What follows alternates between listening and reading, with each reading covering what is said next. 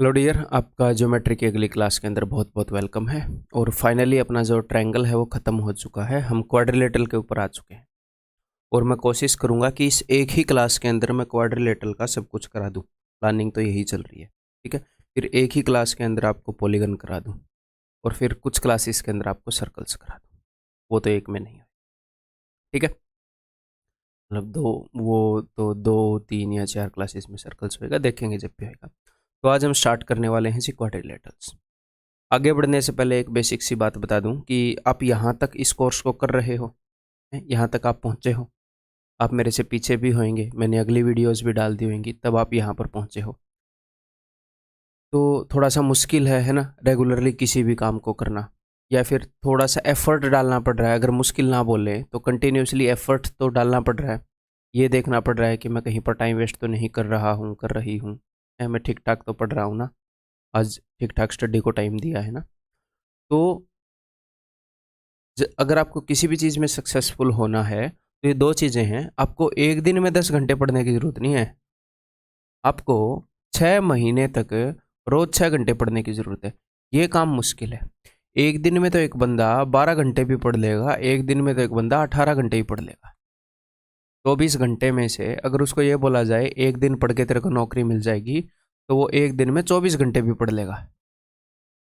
बहुत लोग होंगे ऐसे, सोएंगे ही नहीं, 24 घंटे पढ़ लेंगे अगर एक दिन में ज़्यादा पढ़ने से नौकरी मिले। तो ये मुश्किल काम नहीं है, मुश्किल काम है ये।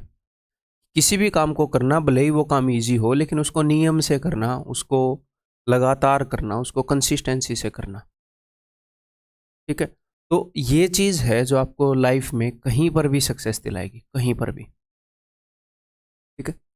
तो मेन बात ये नहीं है कि आप रोज़ दिन में 10-12 घंटे पढ़ रहे हो कि नहीं, जितना भी टाइम आप निकाल पा रहे हो उतना निकालो। इसका मतलब ये नहीं है कि 1-2 घंटे, definitely minimum 6 to 8 hours, 6 to 8 hours की रेंज तो होनी ही होनी चाहिए। और इससे बाहर भी अगर आप हेल्दीली पढ़ पा रहे हैं तो पढ़ो। अगर आप 10 घंटे भी पढ़ पा रहे हैं और सारी चीज़ों को बढ़िया एक बैलेंस वे में मेंटेन करके चल पा रहे हैं, हेल्थ भी ठीक ठाक है, मतलब कि खाना पीना टाइम पर खा रहे हैं, टाइम पर सो रहे हैं। टाइम पर सोने का मतलब ये नहीं है कि रात को सोना ज़रूरी है, कोई दिन में भी सो लो, 7-8 घंटे सो लो। अपनी पढ़ाई को फिलहाल हम इम्पोर्टेंस दे रहे हैं, है? तो अगर आप कैसे भी करके मतलब ठीक ठाक अपने मेंटल बैलेंस को बना कर, बिना तंग हुए, बिना फ्रस्ट्रेट हुए ठीक ठाक पढ़ पा रहे हैं, तो जितना भी आप पढ़ पा रहे हैं उतना ही बढ़िया है, उतना ही ज़्यादा आपके लिए बढ़िया है। और इस टाइम के साथ साथ एक ये टाइम देखना भी ज़रूरी है कि आपने जो अपनी कंसिस्टेंसी है वो कितने टाइम तक बरकरार रखें, ठीक है। तो ये काफ़ी मेन चीज़ है। तो मैं क्यों बता रहा हूँ आपको, मैं इसलिए बता रहा हूँ कि रिजल्ट ये चीज़ लाती है, ना कि ये चीज़ रिजल्ट लाती है। तो आज आप पढ़ रहे हो तो ऊपर नीचे प्रोग्रेस हो रही है, तो कोई दिक्कत नहीं है। अगर आपने इसकी टेक केयर कर ली, अगर आपने इसका ख्याल रख लिया कि कंसिस्टेंसी मेंटेन्ड है, रोज़ काम डाला जा रहा है, रोज़ एफर्ट डाले जा रहे हैं, रोज़ काम किया जा रहा है, तो रिजल्ट अपनी केयर खुद कर लेगा, रिजल्ट अपने आप आ जाएगा। आप इसको देखो, आपके हाथ में रिजल्ट नहीं है। उस दिन पेपर ये आएगा वो आएगा फलाना, आपके हाथ में है नहीं, किसी और के हाथ में है नहीं, फिर तो पेपर ही लीक करवा लो भाई। देखो इतनी ही ज़्यादा टेंशन है, पेपर ये आ गया वो आ गया, ऐसा आ गया वैसा आ गया, लीक करा लो तुम पेपर, पहले ही पता कर लो कैसा है। तो हमारे हाथ में जो चीज़ें नहीं है उनके बारे में मत सोचो, दिमाग ही खराब होएगा और कुछ नहीं होएगा। ओवर थिंकिंग ही करोगे, और वो भी उन चीज़ों के बारे में जो हाथ में नहीं है। आपके हाथ में है ये मामला, ये कि आज फिर पढ़ना है, आज दिन में टाइम खराब नहीं करना है। फिर कल जब उठो, कल की टेंशन आज ले ली, कल की टेंशन कल लेंगे। कल जब उठेंगे भाई आज फिर पढ़ना है, परसों जब उठेंगे भाई आज फिर पढ़ना है। तो हफ्ते में अगर आप 6 डेज, ठीक है, और महीने में 25 डेज अगर आप ये काम कर देते हो, कुछ दिन तो इधर उधर लगेंगे ही, that is more than sufficient. बस इन चीज़ों का ध्यान रख लो, रिजल्ट अपने आप आ जाएगा। रिजल्ट कोई ऐसे जादू की पुड़िया नहीं है कि कुछ ऐसे मंत्र मारने जाएगा, ये है उसके अंदर डाले जाने वाला इनपुट, रिजल्ट है आउटपुट। तो इनपुट का ध्यान रखो, आउटपुट अपने आप आ जाएगा। आउटपुट की टेंशन मत लो, वो इस चीज़ के ऊपर डिपेंड कर रहा है, ठीक है। बात समझ में आ गई? तो आगे बढ़ें, क्वाड्रिलेटरल्स को स्टार्ट करें। अब क्वाड्रिलेटरल्स क्या होती हैं? क्वाड्रिलेटरल होती है भाई ऐसी कोई भी फिगर जिसके 4 साइड हों, ट्रायंगल क्या है? जिसके 3 साइड हो। क्वाड का मतलब 4 हो गया, तो जिसके 4 साइड हो। तो जैसे ट्रायंगल अलग अलग तरह की थी भाई, scalene, equilateral, right angle triangle, isosceles, अलग अलग तरह की ट्रायंगल थी, एक्यूट एंगल, एक्यूट, ऑब्ट्यूस। ऐसे ही क्वाड्रिलेटरल भी अलग अलग तरह की होती हैं, तो वो सारी हम करेंगे। स्टार्टिंग में हम क्या करेंगे, देखो हम दो तरीके से ज्योमेट्री पढ़ते हैं। एक तो हम पढ़ते हैं प्लेन ज्योमेट्री, प्लेन ज्योमेट्री के अंदर हम पढ़ते हैं प्रॉपर्टीज, और फिर हम पढ़ते हैं मेंसुरेशन 2D, यही 2D शेप्स की ही बात है। यहाँ पर हम पढ़ते हैं एरिया और पेरीमीटर के रिलेटेड चीज़ें, ठीक है। तो मैं यहाँ पर जो क्वाड्रिलेटरल करवाऊंगा उसमें सिर्फ प्रॉपर्टी बेस्ड क्वेश्चंस करवाऊंगा। जो एरिया एंड पेरीमीटर वाली चीज़ें हैं डिटेल में जो उनके ऊपर बेस्ड हैं, वो मेंसुरेशन 2D में होगी। और मेंसुरेशन 3D में जो 3D शेप्स होती हैं भाई, क्यूब कोन वगैरह, सिलेंडर वगैरह, वो हम वहाँ पर कर रहे होंगे, ठीक है। तो कई बच्चों को ये लगता है कि भाई एरिया वाला फॉर्मूला छोड़ दिया, ये छोड़ दिया, वो छोड़ दिया, वो मेंसुरेशन 2D में आएगा, ठीक है। तो क्वाड्रिलेटरल्स के ऊपर प्रॉपर्टी बेस्ड क्वेश्चन बहुत ज़्यादा नहीं आते हैं हमारे एग्जाम में, बहुत ज़्यादा टाइप के क्वेश्चन नहीं आते हैं। तो पहले मैं आपको क्या करूँगा, सारे कंसेप्ट्स को रिवाइज करवा दूंगा, सारे कंसेप्ट्स को एक बार अच्छे से करवा दूंगा, और फिर सारे क्वेश्चंस करेंगे सारी क्वाड्रिलेटरल के ऊपर बेस्ड यहीं पर। तो देखें, तो सबसे पहले जो कंसेप्ट है, तो पेन नोटबुक निकाल लो अगर नहीं निकाली है तो। जो अपने नोट्स हैं वो भी तो अपडेट करोगे, नोट्स भी तो बनाओगे यहाँ से अगर नहीं बनाए हैं तो। और बहुत सारे बच्चे क्या करते हैं, वो अपनी नोटबुक्स के अंदर क्वेश्चंस लिख रहे हैं, क्वेश्चन लिखा फिर उसका सॉल्यूशन लिखा, और बहुत ही बढ़िया राइटिंग में लिख रहे हैं, फिर अगला क्वेश्चन लिखा कोर्स को देख के, फिर अगला सॉल्यूशन लिखा। तो भाई साहब ये बहुत ही ज़्यादा गलत बात है। क्यों गलत बात है? देखो, एक बंदा है जो क्या कर रहा है, वो मेरी वीडियो को देख रहा है और फिर उसका रफ में सॉल्यूशन कर रहा है, रफ में उस क्वेश्चन को सोल्व करने की कोशिश कर रहा है। तो एक बंदा फेयर में सॉल्यूशन करेगा, तो बताओ जल्दी कौन करेगा? जल्दी करेगा ये। इसको एग्जाम में क्वेश्चन सोल्व करने के लिए इस भाई को कोई पैटर्न में सोचने की ज़रूरत नहीं है, इसको बस उत्तर चाहिए। आधी चीज़ें दिमाग में करेगा, आधी पेपर पर करेगा, ठीक है। तो एक तो इसका जो क्वेश्चन सोल्व करने का पैटर्न है वो वैसा है जो एग्जाम टाइप का है। एग्जाम में सिर्फ उत्तर चाहिए ना, या फिर एग्जाम में आप ऐसे करके आते हो वहाँ पर? ऐसे तो नहीं करके आते, 3 नंबर देगा 2 नंबर देगा एग्जामिनर, नहीं करके आते ना। बिकॉज इस चीज़ पर देखो, ऑनेस्टली बताओ, मेरे को गुस्सा आता है। मतलब आप यहाँ ग्रेजुएट होकर ये गलती कर रहे हैं। एक तो वो उस पैटर्न में सोल्व कर रहा है जो एग्जाम में हमें करने हैं, दूसरा वो अपने टाइम को बचा रहा है। आप एक पूरी नोटबुक बनाए जा रहे हो बढ़िया राइटिंग में, इसमें टाइम तो लगता ही है। अगर टाइम नहीं लगता तो अलग से आ जाना पेपर के बाद, मैं अपनी बुक लिखवा लूँगा आपसे गाइड करके। टाइम तो उसमें लगता ही है, लगता है ना। तो मेरे भाई, एक तो ये उस स्टाइल में क्वेश्चन सोल्व कर रहा है जैसे एग्जाम में करने चाहिए, तो इसको उसी की प्रैक्टिस होएगी और आपको इसी की प्रैक्टिस होएगी। हो सकता है ये बात थोड़ी सी आपको अजीब लगे कि ऐसे थोड़ी होएगा, हमें इसी की प्रैक्टिस होएगी। नहीं, आपके ब्रेन, फिर आप ये चीज़ें लिखोगे वहाँ पर ना चाहते हुए, आपकी आदत बन जाएगी। इतनी साफ नहीं लिखोगे, लेकिन इस बंदे से ज़्यादा ही चीज़ें लिखोगे। और ये मेरा भाई टाइम सेव करके आपसे 2 बार ज़्यादा रिवीजन करके जाएगा। बताओ करके जाएगा कि नहीं जाएगा? 2 बार एक्स्ट्रा रिवाइज करके जाएगा। आप बुक बनाते रहो बहुत ही बढ़िया राइटिंग में, इससे कम बार रिवाइज करके जाओगे। एक तो गलत तरीके से प्रैक्टिस करी और एक कम बार करी, तो मतलब डेफिनेटली मार खाने वाले हो। मान लो ये बंदा पास भी हो जाए तो डेफिनेटली जितनी बड़ी पोस्ट इसको मिल सकती थी उससे छोटी पोस्ट लेगा। मान लो पास भी हो जाए और फिर मेरे को ये बोले कि देखो सर मैं पास हो गया ये करके, भाई आपने पोस्ट छोटी ले ली, जितनी आप ले सकते थे, जितनी आपकी कैपेबिलिटी थी। तो मेरे भाई मैथ के अंदर क्या करना है मैं आपको बता चुका हूँ, एक बार फिर से बताता हूँ आगे बढ़ने से पहले।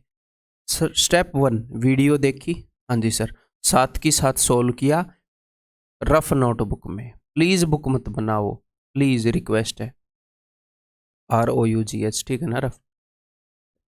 तो वीडियो देखी, मेरे बताने से पहले सोल्व की, उसके बाद चाहे आपसे सोल्व हो गई या ना हो गई, वीडियो देखो, सोल्यूशन देखो, भले ही ज़्यादा स्पीड पर आप वीडियो को देखो, ठीक है जी। देन नंबर 2, जब टॉपिक कंप्लीट हुआ, जब टॉपिक कंप्लीट हुआ तो आपको PDF मिलती है, फिर उस PDF को आपने सोल्व करना है और जो क्वेश्चन डिफिकल्ट हैं उनको मार्क करना है, क्योंकि आप क्वेश्चंस को एक बार सोल्व कर चुके हो, फिर भी एक आधे क्वेश्चन सोल्व नहीं हो रहे, यानी कि वो डिफिकल्ट है। फिर कभी अगर अलजेब्रा को रिवाइज करने का दिल करे तो पीडीएफ को मेंटली सोल्व करो। अगर क्वेश्चन को दोबारा करने का दिल करे पीडीएफ को मेंटली सोल्व करो, और डिफिकल्ट क्वेश्चंस के ऊपर खास ध्यान दो। उसको मेंटली नहीं, उसको लिख के ही करना है, उसको पूरा करना है, उसको समझना है। ठीक है भाई। सर्कलिंग टेक्निक मैंने स्टडी प्लान में बता रखी है। अगर आपको मैथ्स के नोट्स बनाने ही हैं तो मेरे भाई कंसेप्ट्स के नोट्स बनाओ, जैसे मैंने आपको दे रखे हैं, उनको इम्प्रूव करो। आपको क्या लगता है वो फिर उन नोट्स में मैंने सब कुछ लिख दिया है? मैं क्लास में कितना कुछ चीज़ें आपको बताता हूँ, सारी लिखी हुई है वहाँ पर, एक आधे पॉइंट रह जाते हैं तो आप अपडेट करोगे, आप उनको अपडेट करोगे। जो आप चीज़ें सीखते हो अपनी भाषा में लिखोगे। नोट्स आपके वही काम आने हैं जो आपने खुद बनाए हैं। सीधी बात बता देता हूँ। अगर भाई ऐसा चाहते हो पतली गली से निकलना कि मतलब सस्ते में काम निपट जाए, सस्ते में काम नहीं निपटता, क्योंकि और बंदे हैं जो सस्ते में काम नहीं निपटाना चाह रहे। उनके घर में नौकरी की ज़रूरत है, वो बंदा रिस्पॉन्सिबिलिटी समझता है कि मेरे को लेनी पड़ेगी, मेरे को लाइफ में अच्छा करना है, वो सस्ते में काम नहीं निपटा रहा, आप सस्ते में निपटा रहे हो, वो जीतेगा। तो आपसे ज़्यादा सिंसियर, अगर आप सस्ते में काम निपटाओगे तो आपसे ज़्यादा सिंसियर बंदे मिल जाएंगे मार्केट में। तो सिंसियर बनो, रिजल्ट आपके पास आएगा। मैं ये डराने के लिए नहीं बोल रहा, सिंसियर बनो, सिर्फ इतना करो जैसे मैं गाइड कर रहा हूँ, हर एक चीज़ एक एक स्टेप बता तो रहा हूँ, उन चीज़ों को फॉलो करो। रिजल्ट कहीं दूर नहीं है, आपके पास है। उस दिन गारंटेड आपका नाम होगा लिस्ट में, बढ़िया रैंक के साथ नाम। ठीक है। तो गलत तरीके, जैसे मैं गाइड करता हूँ, जो चीज़ मैं वीडियो के अंदर बता देता हूँ उस चीज़ को टेलीग्राम पर पूछते हैं लोग ग्रुप के अंदर, मतलब इसका मतलब आप वीडियो नहीं देख रहे। ठीक है। तो भाई सीरियस हो जाओ अगर आप वाकई में चाहते हो कि कुछ रिजल्ट निकले तो। अब हम स्टार्ट करते हैं। तो मैथ्स को कैसे करना है बता दिया है ना भाई, और इनको कैसे रिवाइज करना है स्टडी प्लान में सब कुछ मैंने बता रखा है, तो उन चीज़ों को फॉलो करो। चलिए जी, अब माइंड को थोड़ा लाइट करते हैं। ठीक है, और स्टार्ट करते हैं अपने टॉपिक को। तो यहाँ पर मैंने लिखा है जनरल क्वाड्रिलेटरल। जनरल क्वाड्रिलेटरल का मतलब है कि भैया एक ऐसी चतुर्भुज जिसकी कोई खास प्रॉपर्टी नहीं है। ये नहीं है कि ये पैरेललोग्राम है, रेक्टेंगल है, स्क्वायर है, नहीं। कोई भी आडी टेढ़ी चतुर्भुज बनाओगे तो ये सारे रूल वो भी फॉलो करेगी, हर एक क्वाड्रिलेटरल करेगी, चाहे वो कैसी भी हो। बस 4 लाइनों को किसी ने जोड़ दिया तो एक क्वाड्रिलेटरल बन गई। ये सारे रूल फॉलो करेगी ये वाली क्वाड्रिलेटरल, जो मैं अभी आपको बताने वाला हूँ। तो चलिए जल्दी से रिवाइज करते हैं। नंबर 1, क्वाड्रिलेटरल के सभी एंगल्स का सम 360 है। बहुत ही सिंपल है। एक ट्रायंगल के सभी एंगल्स का सम 180 होता है, तो क्वाड्रिलेटरल के अंदर 2 ट्रायंगल बनती हैं। ये देख लो, उन 2 ट्रायंगल के एंगल से सारे एंगल बनते हैं, तो सारे एंगल्स का सम 360 हो जाए। नेक्स्ट, इसके ऊपर बार बार क्वेश्चन पूछा जा रहा है। ये आप कैसे याद करोगे मैं आपको बताता हूँ। आपने ये चीज़ याद की है कि अगर मैं यहाँ पर एंगल बाइसेक्टर मार दूँ, मैं यहाँ पर एंगल बाइसेक्टर मार दूँ, तो ये वाला एंगल अगर ए है तो ये वाला एंगल है 90 प्लस हाफ ऑफ एंगल ए की है। ठीक है। यहाँ पर क्या है, ये भी एंगल बाइसेक्टर है, ये भी एंगल बाइसेक्टर है, तो angle B O C is half of angle A plus D. Angle A और डी के सम का हाफ है। तो इसको आप ऐसे देखोगे कि अगर मेरे पास कोई क्वाड्रिलेटरल है और यहाँ का एंगल बाइसेक्टर और यहाँ का एंगल बाइसेक्टर, मान लो ये एंगल बाइसेक्टर, मैं प्रूव नहीं करूँगा बिकॉज ये सारी चीज़ें याद होनी चाहिए, याद रखने की टेक्निक बता रहा हूँ, वो ज़्यादा इंपॉर्टेंट है। तो यहाँ पर 90 प्लस हाफ ए था, लेकिन यहाँ पर तो 2 एंगल है, तो यहाँ पर 90 की ज़रूरत नहीं है, just half of their sum. Angle D O C is equal to सिर्फ इन दोनों का सम का हाफ। ऐसे आप याद रखोगे कि अच्छा यहाँ पर एंगल बाइसेक्टर मार दिया तो ये सामने जो 2 एंगल हैं उनके सम का हाफ। ट्रायंगल के अंदर 90 प्लस 90 माइनस ऐसा करना पड़ रहा था, लेकिन यहाँ पर जस्ट एंगल्स आएंगे। इसके ऊपर डायरेक्ट क्वेश्चन आ रहे हैं, डायरेक्ट। नेक्स्ट, ये वैसे मेंसुरेशन 2D में करेंगे ये चीज़ें, बट पहले भी आपको पता होनी चाहिए, इसलिए पहले ही बता रहा हूँ। मान लो अपने सामने क्वाड्रिलेटरल है ABCD, ये मैंने इसका हाइपोटेन्यूज खींच दिया। इस हाइपोटेन्यूज के ऊपर ये इसकी हाइट है H1, है ना, और इस हाइपोटेन्यूज के ऊपर यहाँ से जब मैंने परपेंडिकुलर खींचा तो ये आ गया H2। तो इसका एरिया क्या होगा, तो क्वाड्रिलेटरल का एरिया 2 हिस्से में बढ़ चुका है, एक तो ये वाली ट्रायंगल और एक ये वाली ट्रायंगल, 2 हिस्से में बढ़ चुका है। तो ऊपर वाली ट्रायंगल का एरिया प्लस नीचे वाली ट्रायंगल का एरिया क्वाड्रिलेटरल का एरिया हो जाएगा। ऊपर वाली ट्रायंगल का एरिया है half into base into height, यानी कि हाफ इंटू ये वाला डायगोनल इंटू हाइट। इस वाली ट्रायंगल का एरिया हाफ इंटू ये बेस इंटू ये वाली हाइट। तो बेस तो कॉमन आ जाएगा जो AC है, तो H1 प्लस H2। तो दो ट्रायंगल्स के एरिया जोड़े हैं बस। तो इसको अलग से याद नहीं रखना, मतलब अलग से नहीं रटना, जस्ट आप ऐसे रटो कि एक डायगोनल दे दिया, उसके ऊपर हाइटें खींच दी, तो दो ट्रायंगल्स के एरियाज को जोड़ दिया। ठीक है, नेक्स्ट ये देखो भाई, अगर हमारे पास एक क्वाड्रिलेटरल है और उसके डायगोनल्स के बीच में एंगल है थीटा, ये वाला ले लो सर, अगर ये वाला लेंगे तो ये 180 माइनस थीटा होएगा। आपके मन में ये डाउट आ सकता है ना। तो थीटा ले लो, ये वाला ले लो, ये वाला ले लो, एरिया सेम ही आएगा। क्यों? क्योंकि साइन थीटा और साइन 180 माइनस थीटा सेम होता है। तो आपको ये टेंशन नहीं लेनी कि मैं कौन से वाला एंगल लूँ, बिल्कुल भी टेंशन नहीं लेनी। ठीक है, तो अगर हमें किसी भी क्वाड्रिलेटरल के डायगोनल्स के बीच का एंगल पता है और उन डायगोनल्स की लंबाई पता है D1 और D2, तो उसका एरिया होगा half D1 D2 sine theta. ठीक है, clear? Half D1 D2 sine theta. इसको याद रखिएगा, इसी को मैं बाद में दोबारा पूछूंगा आपसे, बिकॉज ये हर एक क्वाड्रिलेटरल पर लगता है। ये जो है ये पैरेललोग्राम पर भी लगेगा ये फॉर्मूला, ये रेक्टेंगल पर भी लगेगा, ये रोम्बस पर भी लगेगा, ये स्क्वायर पर भी लगेगा, ये ट्रेपेजियम पर भी लगेगा। क्यों? क्योंकि ये हर एक आडी तिरछी हर तरह की क्वाड्रिलेटरल के ऊपर लगता है, तो ये सब के ऊपर ये फॉर्मूला लगेगा एरिया का। तो वहाँ पर हम इन सब के लिए एरिया का फॉर्मूला जनरेट करेंगे, तो ये यूज होएगा। और एक और दूसरी बात, इसी तरीके से हम प्रूव कर सकते हैं, लेकिन यहाँ पर प्रूव नहीं करेंगे।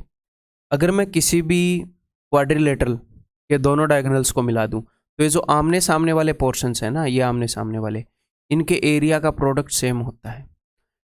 ये A1 इसका एरिया है, ये A2 इसका एरिया है, A3 इसका एरिया, A4 इसका area. A1 into A2 is equal to A3 into A4, A1 into A2 is equal to A3 into A4। आमने सामने के जो ट्रायंगल बन रहे हैं उनके एरिया का जो प्रोडक्ट है वो सेम होता है। क्लियर है? देन नेक्स्ट, अब सबसे पहली क्वाड्रिलेटरल के ऊपर हम आ गए हैं, तो मैं यहीं पर आपको प्रॉपर्टीज बताऊंगा। ठीक है, सबसे पहली अपनी क्वाड्रिलेटरल है जी पैरेललोग्राम समांतर चतुर्भुज। तो इसकी प्रॉपर्टीज क्या होती हैं? इसके आमने सामने वाली भुजाएं जो हैं वो बराबर होती हैं। ओके जी, आमने सामने वाली जो भुजाएं हैं वो पैरेलल होती हैं। ओके जी, ये आमने सामने वाले जो एंगल हैं ये बराबर होते हैं। ये वाला एंगल और ये वाला एंगल इनका सम 180 होएगा, यानी कि सप्लीमेंट्री होंगे। तो ये 180 माइनस थीटा, तो आमने सामने वाले बराबर हैं, तो ये भी 180 माइनस थीटा। ठीक है, और इनके डायगोनल्स को लेकर भी कई प्रॉपर्टी हैं, अभी बता देता हूँ आपको। देखो, opposite sides are equal and parallel, जो हिंदी वाले हैं वो साथ के साथ लिख सकते हैं कि भाई विपरीत भुजाएं बराबर और समांतर हैं। इतना आप लिख सकते हैं ना, इतना आप करें, तो स्क्रीन छोटी पड़ जाएगी मेरे भाई। Opposite angles are equal, opposite angle जो है वे इक्वल हैं। ठीक है, जो एडजेसेंट एंगल हैं, जो एडजेसेंट एंगल हैं, इनका सम 180 है। क्यों? क्योंकि अगर ऐसे पैरेलल लाइंस हो और ऐसे आप लाइन मारोगे तो इन दोनों का सम 180 होता है। तो यही तो सिचुएशन बन रही है यहाँ पर। ये दोनों लाइनें पैरेलल हैं, ऐसे लाइन मारी, ये दोनों लाइनें पैरेलल हैं, ऐसे लाइन मारी, इन दोनों का sum 180। Done. Opposite angles are equal, adjacent angles are supplementary. Clear? Next, अब डायगोनल्स के रिलेटेड कुछ इनकी प्रॉपर्टी हैं वो देख लेते हैं। देखो, डायगोनल्स बाइसेक्ट ईच अदर, तो उसको काट देते हैं ना। जो डायगोनल्स हैं ये एक दूसरे को बाइसेक्ट करते हैं,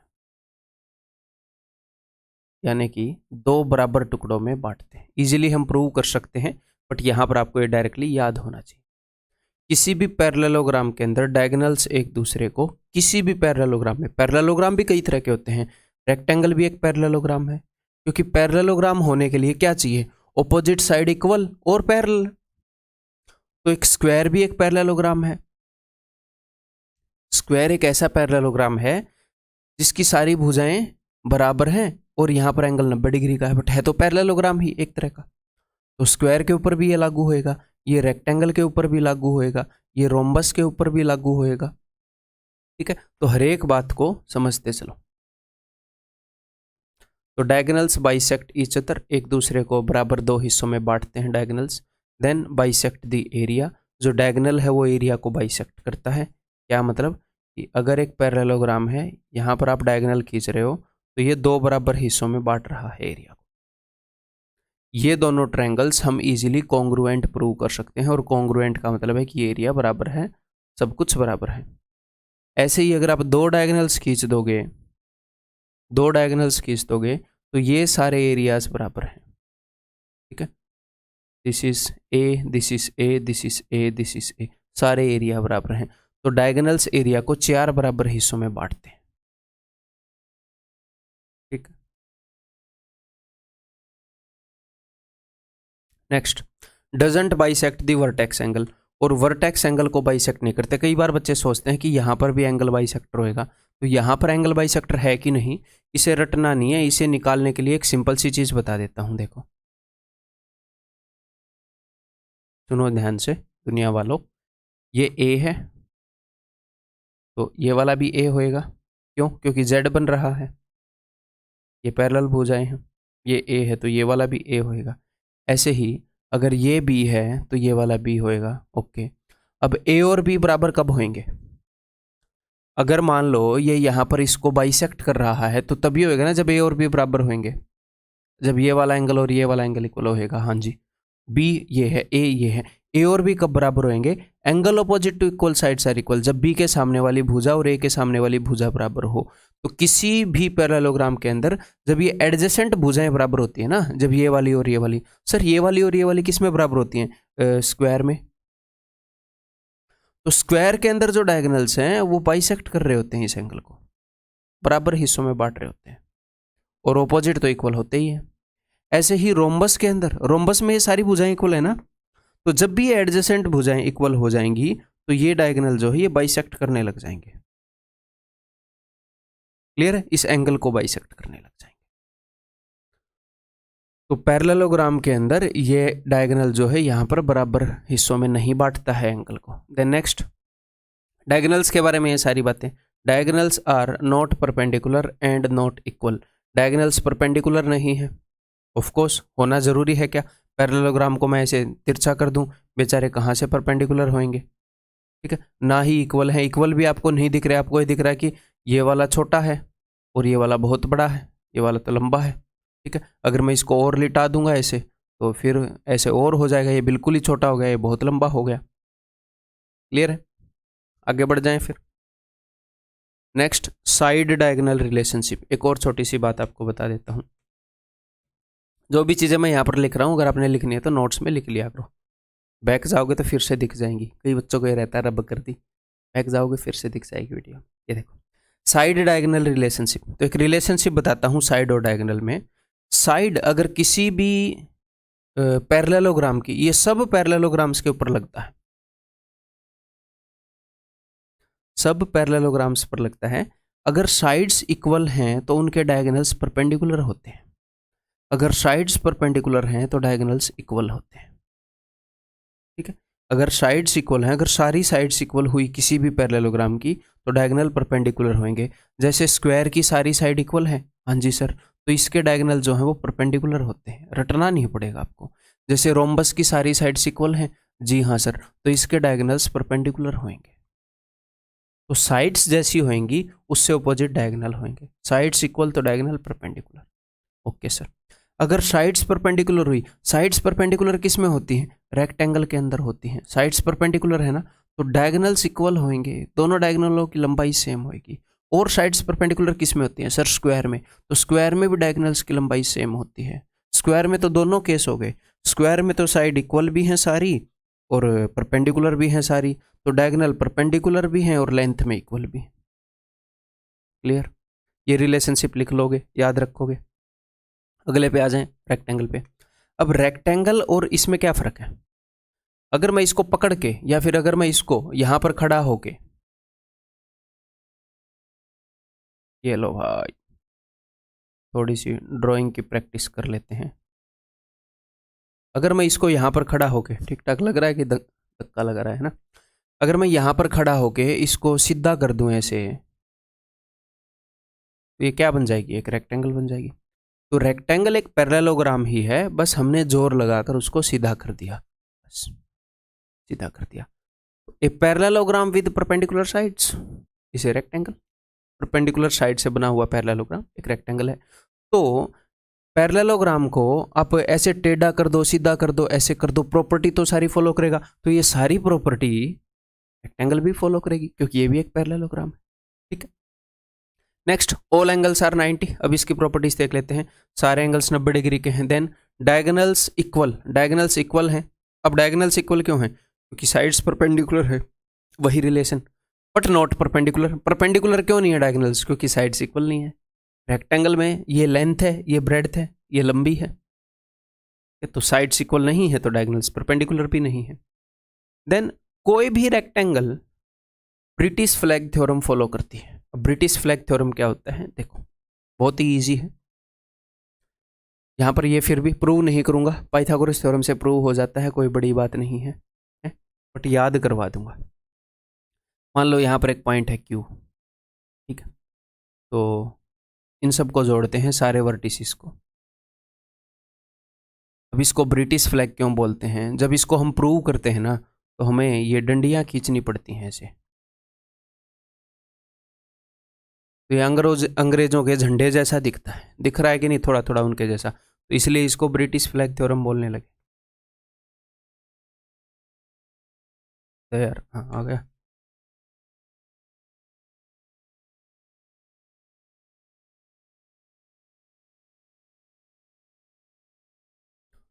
तो बिल्कुल सिंपल सी बात है क्या, कि ए क्यू का स्क्वायर, आप एक बार इस वर्टेक्स से जाओ, एक बार इस वर्टेक्स से जाओ, आमने सामने वाले वर्टेक्स से आना है और उनको जोड़ना है। ए क्यू का स्क्वायर प्लस सी क्यू का स्क्वायर इज इक्वल टू, एक बार इस वर्टेक्स से आओ, बी क्यू का स्क्वायर प्लस डी क्यू का स्क्वायर। ये है ब्रिटिश फ्लैग थ्योरम। क्या सर इंपॉर्टेंट है? डेफिनेटली इंपॉर्टेंट है, आया हुआ है एग्जाम के अंदर। ठीक है, और एक और इंपॉर्टेंट बात, अगर ये पॉइंट रेक्टेंगल के अंदर हो या रेक्टेंगल के ऊपर हो, मान लो ऐसे है, तो यहां से डंडी कौन सी आई है, यहां से डंडी कौन सी आई है, यहां से डंडी कौन सी आई है, यहां से डंडी कौन सी आई है ना? तो भी ये फॉलो होएगा। अगर ये पॉइंट बाहर है, अगर ये पॉइंट बाहर है, तो भी एग्जैक्टली फॉलो होएगा। तो इसलिए आपने कैसे देखना है कि कोई भी रेक्टेंगल है, पॉइंट रेक्टेंगल के अंदर हो, ऊपर हो, बाहर हो, फर्क ही नहीं पड़ता। यहां से डिस्टेंस का स्क्वायर, यहां से डिस्टेंस का स्क्वायर इज इक्वल टू यहां से डिस्टेंस का स्क्वायर, यहां से डिस्टेंस का स्क्वायर। तो ऑपोजिट वर्टिसेस से, विपरीत सिरों से जो दूरियां हैं, उनके स्क्वायर का सम बराबर है। ऑपोजिट वर्टिसेस से जो डिस्टेंस है, उनके स्क्वायर का सम बराबर है, पॉइंट कहीं पर भी पड़ा हो। क्लियर है? तो हमें रटने की जरूरत नहीं, हमें पता है, एक बार डी से जाऊंगा, एक बार बी से जाऊंगा, इज इक्वल टू एक बार ए से जाऊंगा, एक बार सी से जाऊंगा। ठीक है, पाइथागोरस थ्योरम से प्रूव होता है, तो स्क्वायर तो होएगा ही। क्लियर है भाई? तो रेक्टेंगल खत्म, जो भी प्रॉपर्टीज अपने काम की हैं।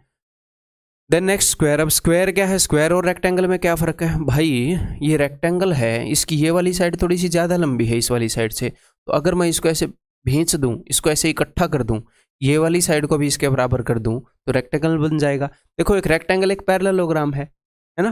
पैरेललोग्राम, ये पैरेललोग्राम की सारी प्रॉपर्टी फॉलो करता है। ऐसे ही एक रेक्टेंगल जो है कुछ भी नहीं है, a rectangle with equal sides.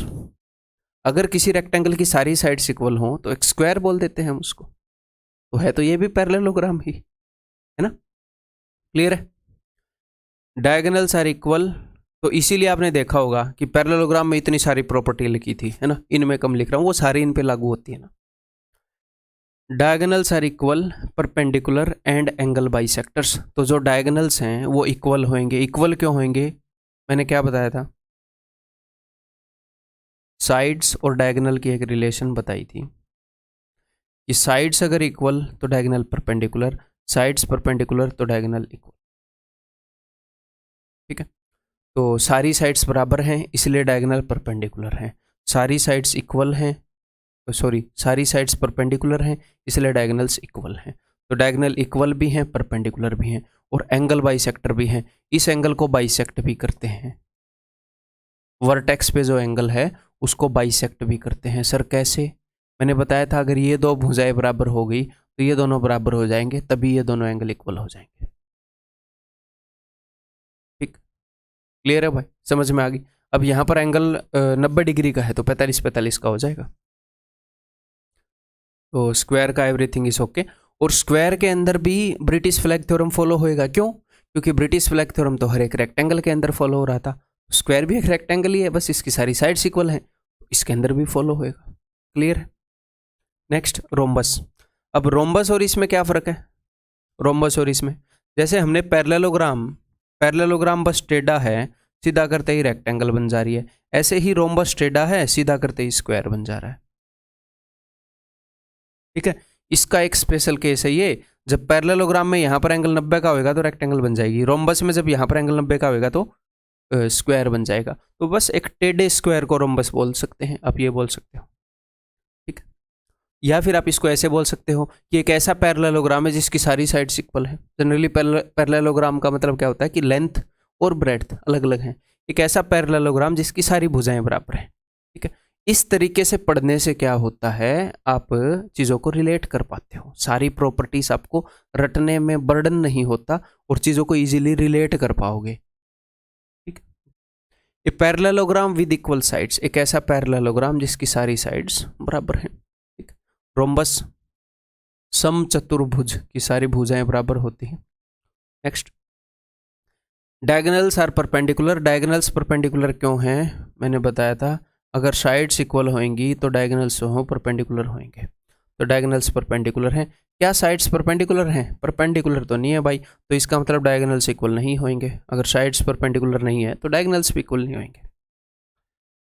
Angle bisectors हैं, देखो डायगोनल अनइक्वल है, अनइक्वल मैंने बता दिया, एंगल बाइसेक्टर हैं, बिकॉज ये साइड्स इक्वल हैं तो ये एंगल बराबर होएगा। ऑपोजिट एंगल तो बराबर होते ही हैं सारे पैरेललोग्राम में, ये आधा आधा भी काट रहे तो थीटा थीटा थीटा थीटा ये बराबर है। क्लियर है मेरे भाई। The next, trapezium. अब ट्रेपेजियम क्या होता है? ट्रेपेजियम एक ऐसी फिगर है जिसमें एक पेयर है पैरेलल साइड्स का, एक पेयर है पैरेलल साइड्स का। ठीक, figure with a pair of parallel sides, just दूसरा पेयर नहीं है, दूसरा पेयर पैरेलल साइड्स का बनते ही क्या हो जाएगा, वो पैरेललोग्राम हो जाएगी। आमने सामने वाली पैरेलल होते ही पैरेललोग्राम हो जाएगी, लेकिन सिर्फ अगर एक पेयर है तो वो क्या हो जाएगा, वो ट्रेपेजियम हो जाएगा। सिमिलरिटी केस, अब इसके अंदर क्या क्या होता है, एक तो सिमिलरिटी का केस होता है and area division bye diagonals. मैं आपको बताता हूं मामला क्या है। ये मैंने, चलो यहीं से बताते हैं। मैंने आपको क्या बताया है कि दो पैरेलल लाइंस के बीच में अगर क्रॉस बन जाए तो क्या हो जाता है, सिमिलरिटी केस आता है। मैंने बताया था यही वाला सिमिलरिटी वाला केस ट्रेपेजियम के अंदर होता है, बिकॉज ये भुजाएं पैरेलल होती हैं। जो डमरू वाला केस है वो ट्रेपेजियम में होता है। तो जस्ट मैं आपको रिवाइज करवा रहा हूँ कि ट्रेपेजियम के डायगोनल्स जो हैं उनमें सिमिलरिटी का केस डेवलप होता है, आपको याद है कि नहीं? नेक्स्ट, अब एरिया कैसे डिवाइड होता है वो भी मैं आपको बताता हूँ। देखो मैं सीधा बता देता हूँ, बाद में प्रूव करूँगा। अगर इस हिस्से का एरिया ए है और इस हिस्से का एरिया बी है तो इस हिस्से का एरिया होएगा अंडर रूट ए बी और इस हिस्से का एरिया होएगा अंडर रूट ए बी। ठीक है, क्लियर है? इन दोनों हिस्सों का जो एरिया है वो इक्वल होएगा। अब पहले मैं बताऊंगा कि इन दोनों का इक्वल क्यों होएगा, पहले ये बता देते हैं। ये चीज़ तो क्लियर है ना कि किसी भी क्वाड्रिलेटरल के अंदर, कोई भी क्वाड्रिलेटरल हो, अगर आप डायगोनल ड्रॉ करोगे तो इन दोनों का प्रोडक्ट एरिया का और इन दोनों का प्रोडक्ट सेम होएगा। जी हाँ, तो इसका एरिया मैंने ए मान लिया, इसका मैंने बी मान लिया, इसमें तो कोई दिक्कत नहीं है भाई। ये छोटी ट्रायंगल आपको सीधी दिख रही है, इसका एरिया ए, इसका बी, तो इन दोनों के एरिया का प्रोडक्ट है A B, A into B, तो इन दोनों के एरिया का प्रोडक्ट भी ए इंटू बी होएगा। लेकिन ये किसने बोला कि ये इक्वल होंगे, वो अभी देख लेते हैं। देखो बहुत ही सिंपल सी बात है, ये प्रूव करना जरूरी है इसलिए आपको प्रूव करके दिखा रहा हूं, आपकी अंडरस्टैंडिंग को बिल्ड करेगा। देखो ये बोलते हैं कि मान लो ये दो पैरेलल लाइंस है, ठीक है, इनके बीच में अगर आप ऐसे ट्रायंगल्स बनाओगे तो उनका एरिया इक्वल होता है। क्यों? क्योंकि ट्रायंगल का एरिया डिपेंड करता है बेस और हाइट पर। तो बेस तो दोनों ट्रायंगल का यही है ए बी, और बिकॉज ये दोनों पैरेलल लाइन के बीच में है तो दोनों की हाइट जो है वो भी सेम हो गई। बेस और हाइट सेम होते ही एरिया जो है बराबर हो जाएगा। यही केस यहाँ पर है। ए बी जो है बेस है, ऊपर वाली लाइन और नीचे वाली लाइन पैरेलल है। जी हाँ, तो area of A D B and area of A B C are equal. भाई सेम बेस से आप दो पैरेलल लाइन के बीच में ट्रायंगल बना रहे हैं तो बेस तो सेम है, हाइट भी सेम होगी। तो ए बी डी पूरी ट्रायंगल का एरिया और ए बी सी पूरी ट्रायंगल का एरिया बराबर है। जी हाँ, तो अगर ए बी डी का एरिया बराबर है ए बी सी के, अब मैं दोनों में से घटा देता हूँ ट्रायंगल ए ओ बी। यहाँ से मैंने ट्रायंगल ए ओ बी घटा दी, यहाँ से मैंने ट्रायंगल ए ओ बी घटा दी, कर सकता हूँ। अगर इस ट्रायंगल में से ए ओ बी घटाओगे तो ये आ जाएगा, इसमें से ए ओ बी घटाओगे तो ये आ जाएगा। तो इसका मतलब इन दोनों का एरिया भी इक्वल है, इन दोनों का एरिया इक्वल है, ठीक है। और इन दोनों के एरिया का प्रोडक्ट ए इंटू बी है, तो ये भी अंडर रूट ए बी, ये भी अंडर रूट ए बी। आपको याद रखना है, यूज होता है, यूज होवत है भैया। मेंसुरेशन 2D में डिटेल में करेंगे, ठीक है, क्लियर है। अब नेक्स्ट एक और चीज जो प्रॉपर्टीज के अंदर आती है जो आपको करानी जरूरी है,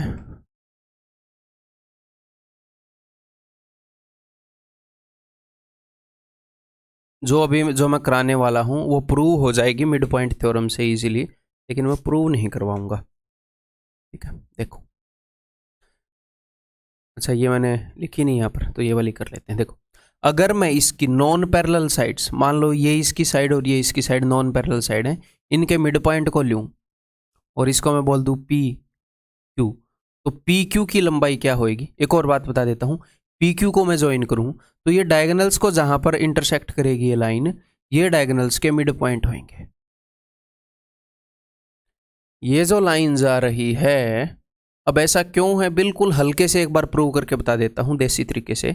मैंने आपको क्या बताया था कि 1 2 3, ये जो लाइन है ये मिड पॉइंट है डी ए का, हाँ जी सर। ये जो लाइन है ये मिड पॉइंट है सी बी का, तो ये बीच वाली लाइन बिल्कुल मिड पॉइंट से जा रही है। यहाँ पर इसका रेशियो 1, इसका रेशियो 1। तो मैंने ये बताया था अगर 3 लाइनें पैरेलल हैं, कैसे भी लाइनें मार लो भाई साहब, यहाँ पे कैसे भी लाइनें मार लो, ये तो मिड पॉइंट ही निकलेगा।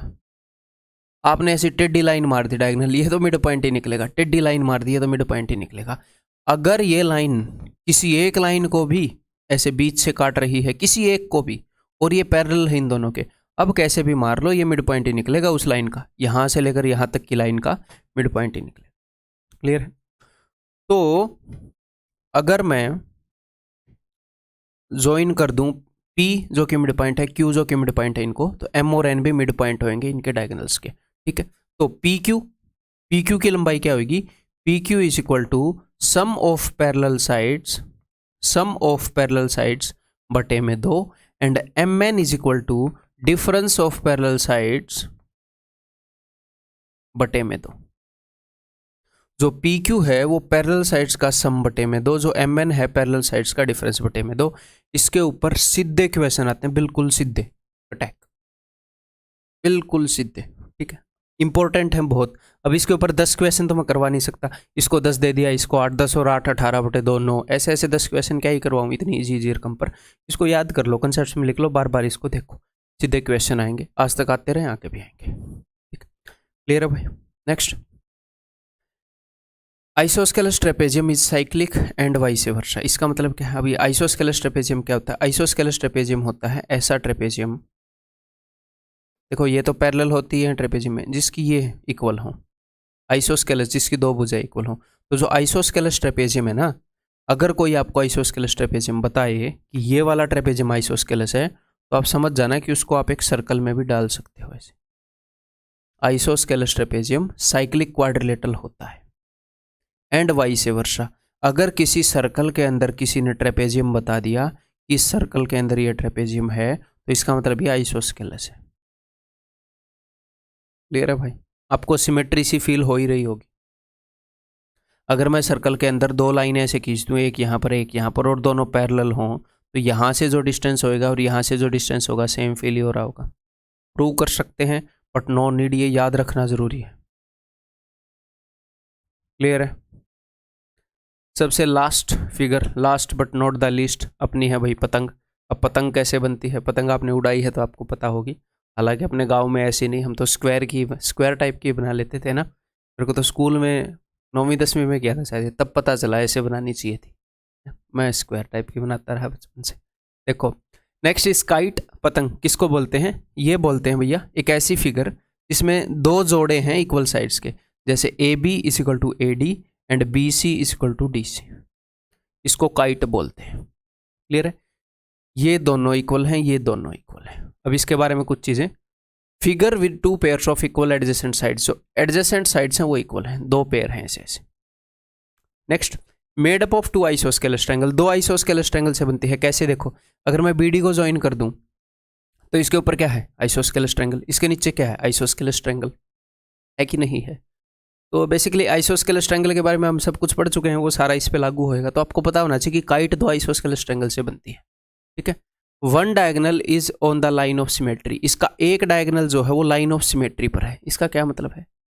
लाइन ऑफ सिमेट्री हमारे सिलेबस में नहीं है, बट अंडरस्टैंडिंग के लिए जरूरी है। देखो, अगर मैंने ये वाला डायगोनल मारा तो इस डायगोनल के ऊपर और नीचे की चीजें बराबर हैं।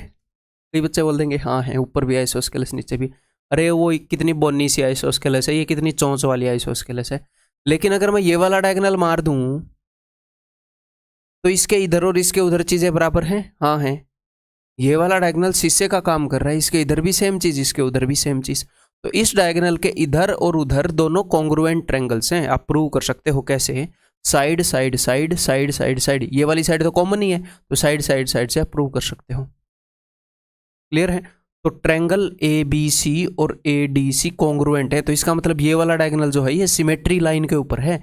इसके इधर अगर थीटा है तो इधर भी थीटा, इधर कुछ है तो इधर भी कुछ, सेम डिट्टो सब कुछ। इधर जो है वैसा ही उधर है, सिमेट्रिकल है ये ऐसे। ठीक है? क्लियर है मेरे भाई? और एक और बात मैं आपको बताऊं, ऊपर भी आइसोस्केलस नीचे भी आइसोस्केलस। अगर ऊपर वाली आइसोस्केलस से 90 डिग्री की लाइन खींचोगे, आइसोस्केलस ट्रायंगल में एल्टीट्यूड जो है ये 90 डिग्री की लाइन है। एंगल बाइसेक्टर का भी काम करती है। जी हाँ सर। मीडियन का भी काम करती है। जी हाँ सर। सेम खेल नीचे है, नीचे से एल्टीट्यूड ड्रॉ करेंगे या फिर नीचे से मीडियन ड्रॉ करेंगे तो वो एल्टीट्यूड भी होगी, एंगल बाइसेक्टर भी होगी, सब कुछ होगी।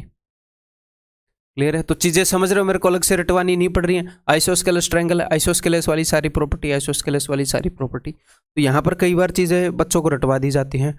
Diagonals intersect at right angle. भाई साहब ये आइसोस्केलस ट्रायंगल है, यहाँ पर अगर आप मान लो ये मिड पॉइंट है, यहाँ से मिड पॉइंट पर आओगे, यहाँ से मिड पॉइंट पर आओगे, आपने खींची तो मीडियन है, बट ये एल्टीट्यूड भी होगी।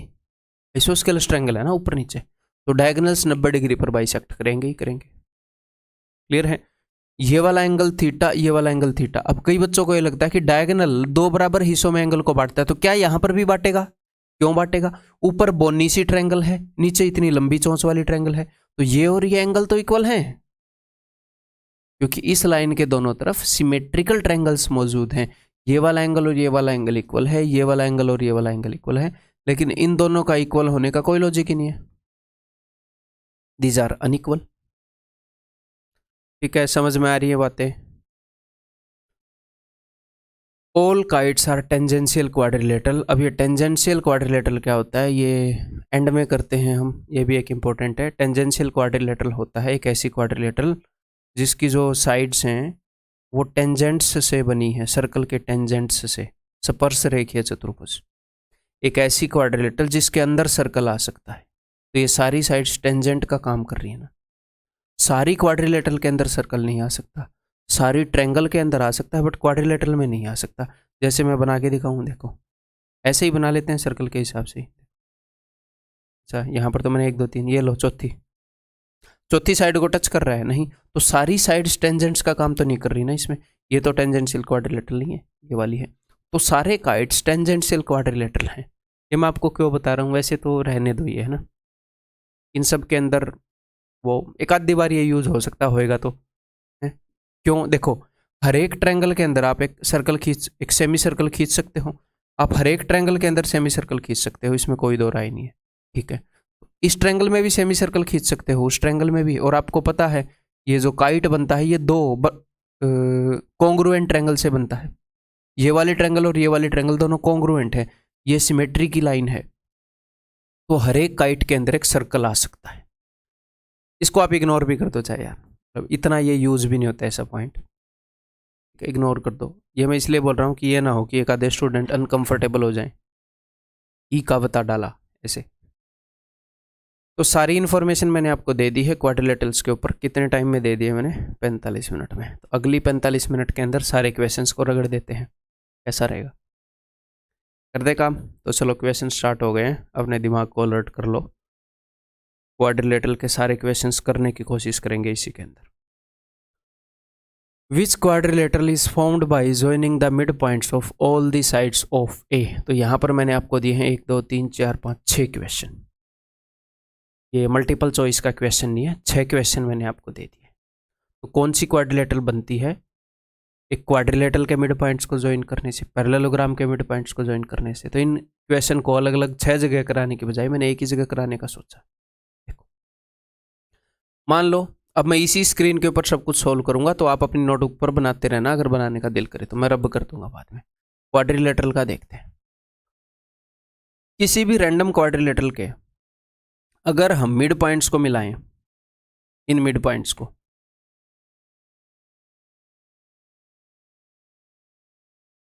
तो कैसी क्वाड्रिलेटरल बनेगी, ये बात पूछ रहे हैं। मतलब कि ऐसे अगर मिलाएं तो कैसी क्वाड्रिलेटरल बनेगी?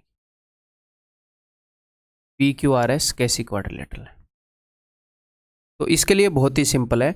मिड पॉइंट्स को मिलाने से कैसी क्वाड्रिलेटरल बनेगी, आपको उसके लिए सिर्फ ये देखना होगा कि जो डायगोनल्स हैं उनकी प्रॉपर्टीज देखनी पड़ेगी कि डायगोनल्स इक्वल हैं या नहीं हैं, डायगोनल्स परपेंडिकुलर हैं या नहीं हैं। ठीक है, जैसे क्यों, मैं अभी आपको बताता हूं। जैसे मान लो डायगोनल AC है, डायगोनल AC, अब आप देखो ट्रायंगल ADC को, ADC, ट्रायंगल ADC के अंदर ये मिड पॉइंट है, ये मिड पॉइंट है।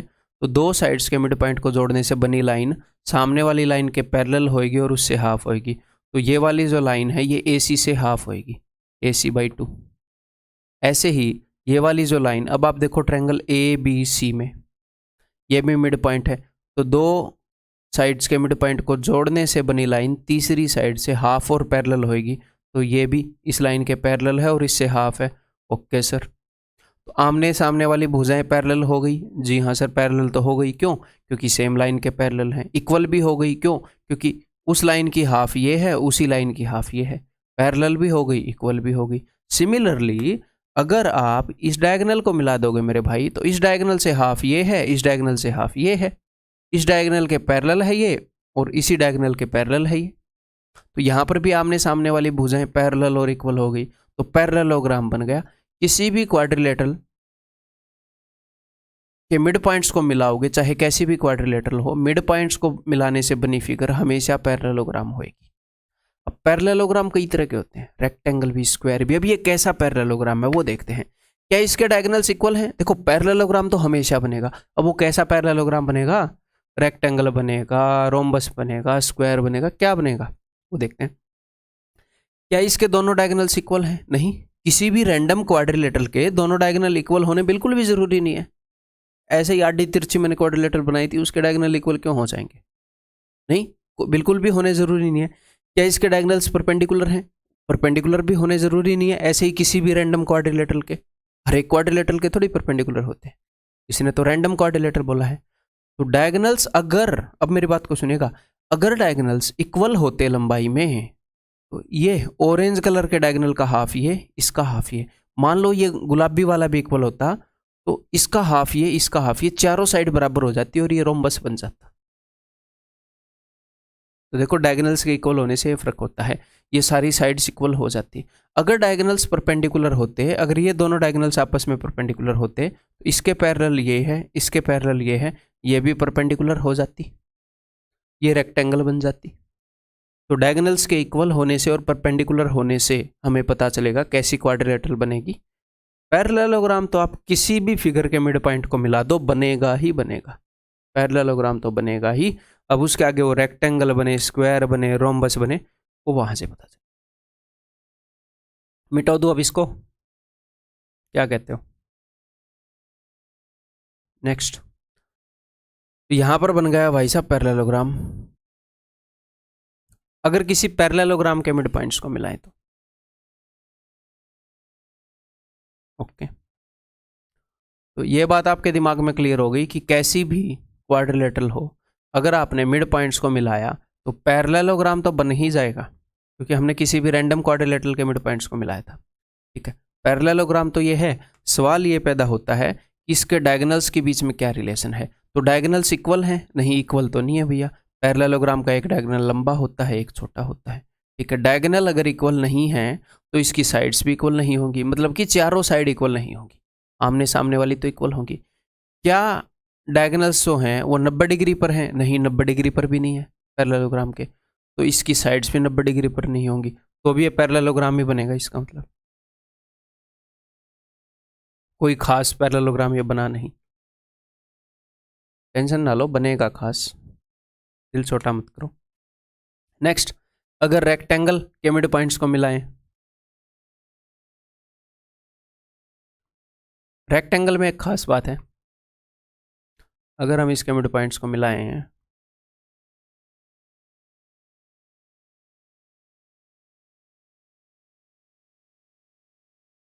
तो पैरेललोग्राम तो बनेगा, ये तो हम श्योर हैं, किसी के भी मिड पॉइंट को मिला लो। अब हम देखते हैं कि रेक्टेंगल के डायगोनल्स की क्या प्रॉपर्टी है। मैंने क्या बताया था कि साइड्स अगर इक्वल हों तो डायगोनल्स परपेंडिकुलर होंगे, साइड्स अगर परपेंडिकुलर हों तो डायगोनल्स इक्वल होंगे। तो इसकी साइड्स परपेंडिकुलर हैं तो इसके डायगोनल्स इक्वल हैं लेंथ में। अगर डायगोनल्स लेंथ में इक्वल हैं तो डी बी का आधा ये और ए सी का आधा ये और ये, तो अगर डायगोनल्स की लेंथ इक्वल है तो इन चारों की लेंथ इक्वल हो जाएगी, क्योंकि इसके आधे ये दोनों हैं, इसके आधे ये दोनों हैं और इन दोनों की लंबाई बराबर है, तो चारों की लेंथ इक्वल हो गई। तो ये क्या बन गया? देखो पैरेललोग्राम तो ये था, चारों साइड और इक्वल होगी तो ये तो रोम्बस बन गया। तो ये तो क्या तो अब आप क्या मतलब रटोगे क्या? ऐसे रटना मत, मैंने रट नहीं रखा, मेरे को 2 मिनट लगते, इसलिए तो आपको बताया ना कि डायगोनल्स को देखेंगे, पैरेललोग्राम तो हमेशा बनेगा। डायगोनल इक्वल होंगे तो सारी साइड्स इक्वल, अंदर वाली फिगर की परपेंडिकुलर हो तो सारी साइड्स परपेंडिकुलर, उसके बेस पर बना देंगे। कैसा बना? अब देखो आगे कितने इजीली हम कर देंगे। रोम्बस, रोम्बस के मिड पॉइंट्स को मिलाओगे, फिगर बनाने की भी जरूरत नहीं है, और ना ये चीज हमने रटी है, जिंदगी भर याद रहेगी ये, तो अपने बच्चों को भी सिखा पाओगे। देखो पैरेललोग्राम तो भाई साहब PQRS बनेगा चाहे कैसी भी फिगर के मिड पॉइंट मिलाए हो। अब रोम्बस के डायगोनल्स इक्वल नहीं होते तो अंदर वाली फिगर की साइड्स भी इक्वल नहीं होंगी, लेकिन रोम्बस के डायगोनल्स परपेंडिकुलर होते हैं तो इसकी साइड्स भी परपेंडिकुलर होंगी, सॉरी। तो साइड्स इक्वल नहीं है बट परपेंडिकुलर हैं, तो ई तो रेक्टेंगल बन गया। क्लियर? नेक्स्ट, स्क्वायर, स्क्वायर के मिड पॉइंट्स को मिलाने से अब पैरेललोग्राम तो फॉर श्योर बनेगा, किसी भी फिगर के मिड पॉइंट को मिला दो। अब स्क्वायर के जो डायगोनल हैं वो परपेंडिकुलर होते हैं तो इसकी साइड्स भी परपेंडिकुलर होगी, वो इक्वल भी होते हैं तो इसकी साइड्स भी इक्वल हो गई, तो ये तो स्क्वायर बन गया। तो स्क्वायर के अंदर स्क्वायर बनेगा, स्क्वायर के मिड पॉइंट्स को मिलाओगे तो। ऐसे ही किसी आइसोस्केलस ट्रेपेजियम, तो ठीक आइसोस्केलस ट्रेपेजियम का भी देख लेते हैं।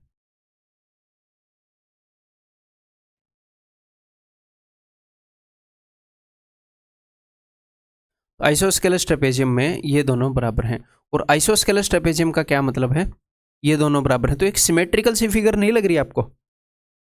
एक तो ट्रेपेजियम ऐसा हो सकता है, देखो ऐसा, ऐसे चोंच बढ़ा रखी है, ये दोनों तो पैरेलल हैं बट ये वाली साइड बहुत ज़्यादा ही बड़े, कितना तिरछा सा है, उधर एक्स्ट्रा निकला हुआ है, इधर थोड़ा सा है। ट्रेपेजियम ऐसा हो सकता है, ऐसा, ये दोनों पैरेलल हैं, ये 90 डिग्री है, ये भी 90 डिग्री हो गया, चोंच सी निकली है, लेकिन ये भी इक्वल, ये भी इक्वल, ये दोनों इक्वल हैं तो सिमेट्रिकल सी फिगर है ये।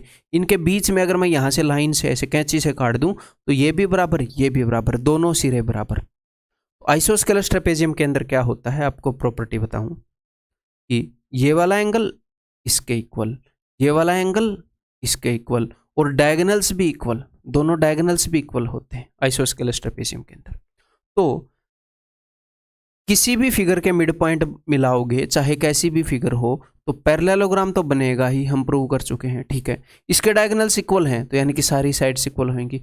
इसके डायगोनल परपेंडिकुलर होने जरूरी नहीं है, हो सकता है किसी आइसोस्केलस के हों भी परपेंडिकुलर, लेकिन सारे आइसोस्केलस, किसी भी रैंडम आइसोस्केलस ट्रेपेजियम के डायगोनल परपेंडिकुलर होना जरूरी नहीं है। तो साइड्स की परपेंडिकुलर है कि नहीं ये नहीं हम कह सकते, लेकिन इक्वल जरूर है, तो ये तो रोम्बस बन गया। पैरेललोग्राम जिसकी साइड्स इक्वल हैं यानी कि क्या बन गया, रोम्बस। तो ये चीज़ें मैंने बिल्कुल भी रट नहीं रखी हैं। अभी मैं बता रहा था तो मेरे को ये भी नहीं पता था ये रोम्बस निकलेगा, क्योंकि ऐसे याद रखने की ज़रूरत नहीं है। 2 सेकंड लगते हैं। पैरेललोग्राम तो बनता ही है, डायगोनल्स की प्रॉपर्टी हमें पता ही होती है जज करने में कि क्या बनेगा। ठीक है भाई, तो रटने की बिल्कुल भी ज़रूरत नहीं है। Next, in quadrilateral ABCD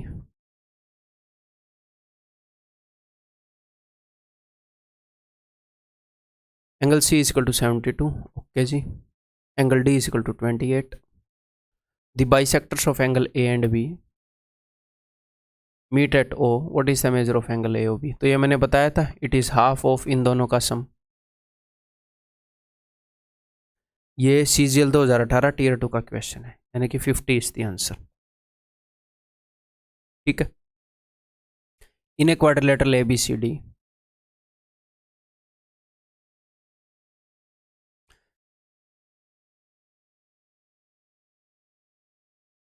the bisectors of angle C and D, angle C का बाइसेक्टर, एंगल D का बाइसेक्टर मीट एट E। अगर एंगल CED 56 है, तो मैंने क्या बताया था, ये वाला जो एंगल है इन दोनों के सम का हाफ होता है। तो इन दोनों के सम का हाफ अगर 56 है तो इन दोनों का सम कितना हो जाएगा? 112। इन दोनों के सम का हाफ होता है ये, अगर इन दोनों के सम का हाफ 56 है तो इन दोनों का सम 112, और उसमें से एक एंगल उसने 49 बता दिया, तो 112 में से घटा दो, 12 में से 9 गए 3, 10 में 4 गए 6, 63। ये भी आया हुआ क्वेश्चन है, टीयर 2 का क्वेश्चन है। ठीक है। Next, which of the statement given below is are correct for a quadrilateral? Okay, सबसे पहली स्टेटमेंट देखते हैं। The line joining the mid points of two pairs of opposite sides. क्या बोल रहा है भाई ये?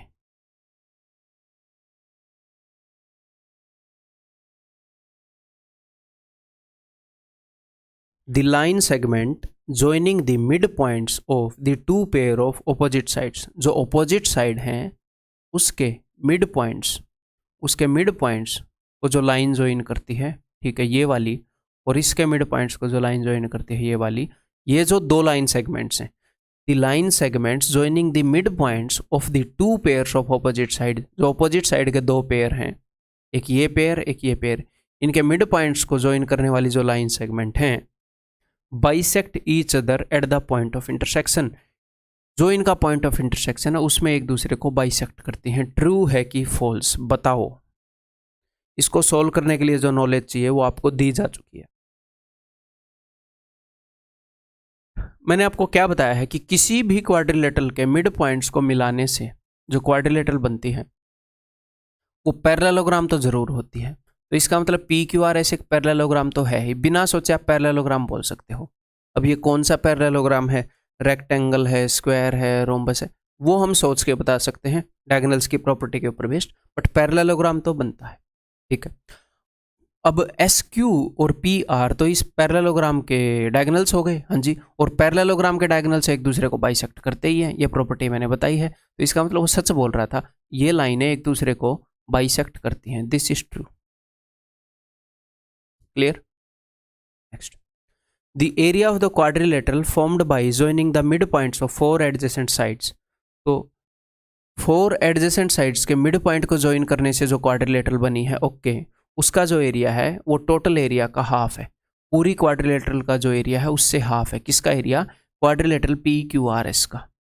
बताओ हाफ है कि नहीं? हाफ है तो क्यों है, नहीं है तो क्यों नहीं है? देखो, सोचो, सोचना है यार। मेरा उत्तर मतलब क्या बोलते हैं, मेरा उत्तर मत देखना, ये मत करना कि मेरा उत्तर आप देख लो। मैं भी सोच रहा हूँ, एक तरीका तो मेरे दिमाग में है ही, उसके अलावा अगर मैं और तरीका कर लूँ, बिकॉज ये पैरेललोग्राम बना है, अंदर से तो हम यूज़ ना ही कर पाएंगे भैया, तो वैसे ही करना पड़ेगा। चलो ठीक है, आपने सोचा कि नहीं? देखो, अगर मैं इस क्वाड्रिलेटरल का डायगोनल बना दूँ, ठीक है, AC, तो यहाँ पर क्या हो गया, ट्रायंगल ADC को देखो, ADC, ये जो जब आप ये करते हो, किसी भी ट्रायंगल के मिड पॉइंट्स को मिला देते हो, तो मैंने आपको क्या बताया है कि छोटी वाली ट्रायंगल और बड़ी वाली ट्रायंगल दोनों सिमिलर हैं, और बिकॉज छोटी वाली ट्रायंगल की साइड्स जो है हाफ है, तो इसका एरिया 1/4 होएगा पूरी बड़ी ट्रायंगल के कंपैरिजन में। ठीक है, इसका एरिया कितना होएगा? 1/4। तो अब ध्यान से यहाँ पर सुनने वाली बात है भाई साहब, समझ में नहीं आएगा। देखो ट्रायंगल ADC के अंदर, ट्रायंगल ADC के अंदर पूरी ट्रायंगल के कंपैरिजन में इसका एरिया कितना है, 1/4। सिमिलरली यही कहानी नीचे हो रही है ट्रायंगल ABP के अंदर, इस ट्रायंगल, कौन सी ट्रायंगल, ABC के कंपैरिजन में इसका एरिया कितना है, 1/4। तो जो ये वाला एरिया था, देखो अब ध्यान से सुनिएगा, इस वाले एरिया का 1/4 यहाँ पर है और इस वाले एरिया का 1/4 यहाँ पर है। तो पूरे एरिया का 1/4 है यहाँ पर और यहाँ पर मिलाकर। अब यहाँ पर डाउट ही आता है, कई बच्चे 1/4 और 1/4 को जोड़ देते हैं, ऑफ कर देते हैं। ऐसा नहीं, फिर से मेरी बात को सुनो। अगर मेरे पास कुछ सेब हैं, ठीक है, और कुछ केले पड़े हैं, तो मैं एप्पल में से भी हाफ खा गया, मैं केलों में से भी हाफ खा गया, मैं एप्पल में से भी हाफ एप्पल खा गया, केलों में से भी हाफ केले खा गया। तो हाफ प्लस हाफ 1, तो क्या मैं सारे फ्रूट खा गया? नहीं। जो यहाँ पर रखे थे उसमें से भी आधे खा गया, जो यहाँ पर रखे थे उसमें से भी आधे खा गया, तो मैं ओवरऑल आधे खा गया। जहाँ जहाँ पर भी रखे थे मैं उनमें से आधे खा गया। तो इसका मतलब मैं जितने भी फ्रूट थे उनके आधे खा गया। तो सेम केस यहाँ पर है। यहाँ पर जो एरिया था उसका 1/4 ये ट्रायंगल रिप्रेजेंट करती है, और यहाँ पर जो एरिया था उसका 1/4 ये रिप्रेजेंट करती है। तो पूरे का 1/4 है, इन दोनों का अगर आप सम करोगे तो पूरे का 1/4 रिप्रेजेंट कर रही है ये दोनों ट्रायंगल मिलकर, ये और ये 1/4 एरिया को कवर कर रही है। पूरे क्वाड्रिलेटरल का 1/4 एरिया बोल रहा हूं। इसी तरीके से ये दोनों ट्रायंगल मिलकर, ये वाली और ये वाली, ये भी 1/4 कवर कर रही हैं अगर आप ऐसे डायगोनल मारोगे तो पूरी क्वाड्रिलेटरल का 1/4 एरिया इसके पास है, 1/4 एरिया इन दोनों के पास है। तो 1/4 + 1/4 पूरी क्वाड्रिलेटरल का हाफ। तो ये सारी मिलके पूरी क्वाड्रिलेटरल के आधे एरिया को कवर कर लेती हैं, तो बीच में हाफ ही बचेगा। ये भी सच बोल रहा है बिल्कुल। आंसर इज बोथ आर 1 और 2। ठीक है, ये CDS में 2010 में पूछा गया क्वेश्चन है। Next, ABCD is a parallelogram, E and F are centroid of triangle. Okay, ABCD is a parallelogram बना लेते हैं पहले।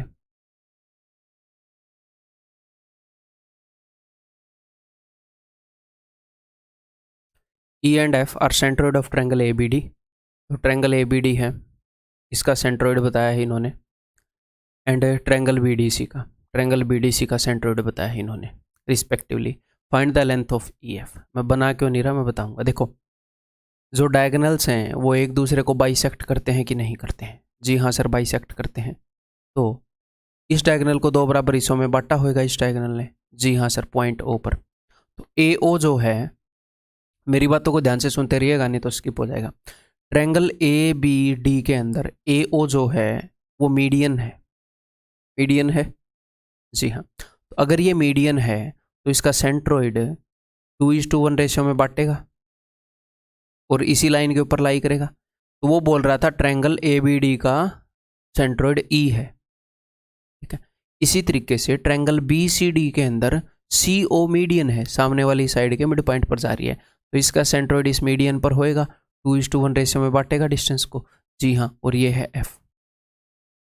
और एक और बात, अगर A से लेकर O तक 3 यूनिट है तो C से लेकर O तक भी 3 यूनिट है। मैं कहना क्या चाह रहा हूँ, मैं ये कहना चाह रहा हूँ कि यहाँ वाला रेशियो जो 3 यूनिट दे रहा है और यहाँ वाला रेशियो जो 3 यूनिट दे रहा है वो दोनों बराबर हैं। क्यों? Because AO is equal to CO, diagonal से एक दूसरे को बाइसेक्ट करते हैं। अदरवाइज हम एक रेशियो को दूसरे रेशियो के साथ यूज थोड़ी कर सकते हैं, नहीं कर सकते ना।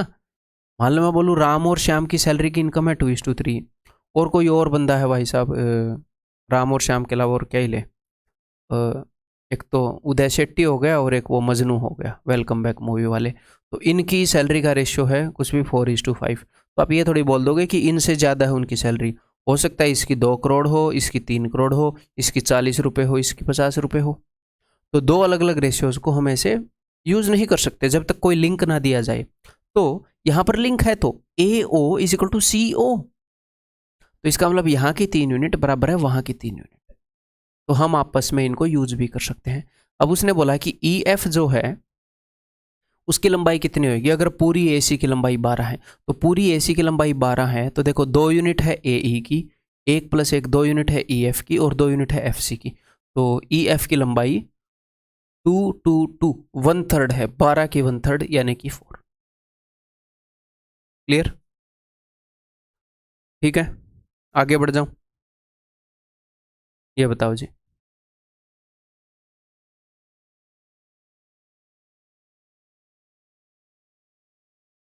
ओ, पता नहीं कितने महीनों के बाद ऐसे पढ़ाते हुए मेरे को उबासी आई है। यहाँ पर ठंड बहुत ज्यादा पड़ रही है यार,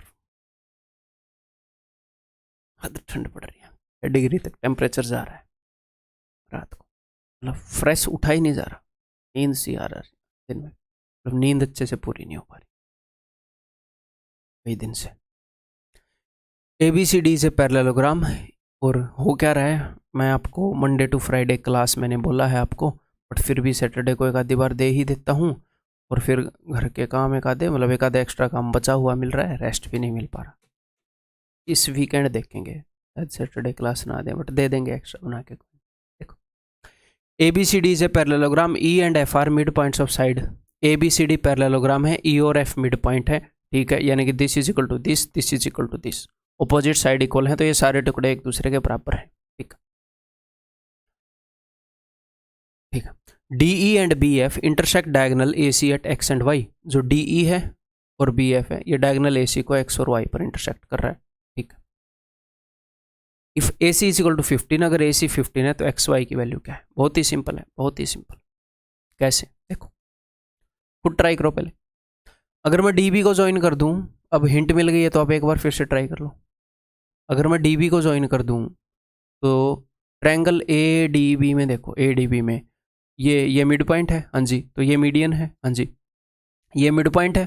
ट्रायंगल ADB में देखो, साइड AB का मिड पॉइंट है, हाँ जी, साइड DB का मिड पॉइंट है, ये A, यहाँ पर मान लो Z, AZ भी मीडियन है, हाँ जी। जब दो मीडियन इंटरसेक्ट करते हैं तो सेंट्रोइड पर मिलते हैं, और सेंट्रोइड 2:1 रेशियो में बांट रहा होता है, हाँ जी सर। सेम कहानी यहाँ की है, यहाँ से वहाँ भेज रहे हो, ये भी मिड पॉइंट, ये भी मिड पॉइंट, तो ये सेंट्रोइड है, ये 2:1 रेशियो में बांट रहा है। ओके, और यहाँ पर जो 2 और 1 3 यूनिट है, वही 2 और 1 3 यूनिट यहाँ पर है, मतलब यहाँ के 3 यूनिट और यहाँ के 3 यूनिट बराबर है। क्यों?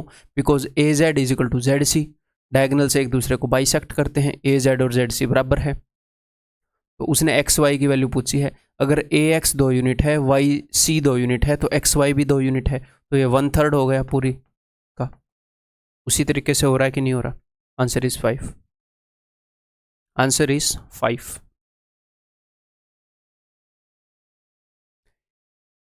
ABCD is a parallelogram. P and R are the midpoints of DC and BC। देखते हैं भाई।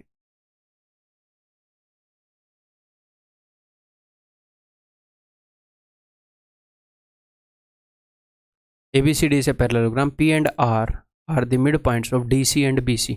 DC का midpoint P और BC का midpoint R। The line PR intersects the diagonal AC। तो जो diagonal AC है, इसको लाइन PR Q पर काटती है। The distance CQ will be equal to, तो ये जो डिस्टेंस CQ है ये किसके बराबर होएगा? AC के कंपैरिजन में या BD के कंपैरिजन में बता रखा है। तो देखो, सोचो क्या कर सकते हैं। अगर मैं DB को मिला दूं तो ये भी डायगोनल है, ये भी डायगोनल है, डायगोनल से एक दूसरे को बाइसेक्ट करते हैं, ये जितना है AO उतना ही CO होएगा। ओके, P और R मिड पॉइंट है, अगर P और R मिड पॉइंट है तो इसका क्या मतलब है मेरे भाई? अगर मिड पॉइंट्स को मिला रहे हो तो ये लाइन सामने वाले से हाफ होएगी, उसके पैरेलल होएगी, सिमिलर ट्रायंगल वाला केस बन गया। और मैंने आपको एक और बात बताई थी, क्या बात बताई थी? कि जब भी ये सिमिलर ट्रायंगल वाला केस बनेगा, मान लो यहाँ पर A है, A:B रेशियो है, तो कोई भी लाइन खींच लो, वो A:B रेशियो में ही बटेगी। कोई भी लाइन खींच लो, A:B रेशियो में ही बटेगी। तो यहाँ पर भी वही मामला होगा, ये मिड पॉइंट है तो CQ अगर 1 यूनिट है तो QO भी 1 यूनिट है, CQ अगर 1 यूनिट है तो QO भी 1 यूनिट ही होएगा। अगर यहाँ पर ये मिड पॉइंट है, 1:1 रेशियो है, तो कोई भी लाइन खींच लो, वो मीडियन हो ना हो फर्क ही नहीं पड़ता, कोई भी लाइन खींच लो, ये 1 है तो ये 1 होएगा। ओके, अगर CO की लंबाई 2 है तो AO की लंबाई भी 2 होएगी, क्योंकि डायगोनल्स तो बराबर हिस्सों में बांट रहे होते हैं एक दूसरे को। तो CQ की लंबाई क्या है? CQ की लंबाई है 1/4 ऑफ AC। AC की 1/4 है, AC/4 ऑप्शन है। ठीक है, क्लियर है। ABCD is a parallelogram. P and Q are midpoints.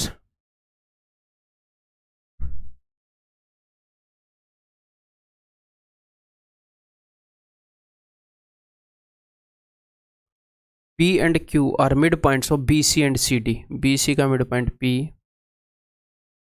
CD का midpoint Q. Find the area of triangle APQ. Triangle APQ का area if area of ABCD is 40. बताओ, देखता हूँ कौन दिमाग लगा पाता है इसमें।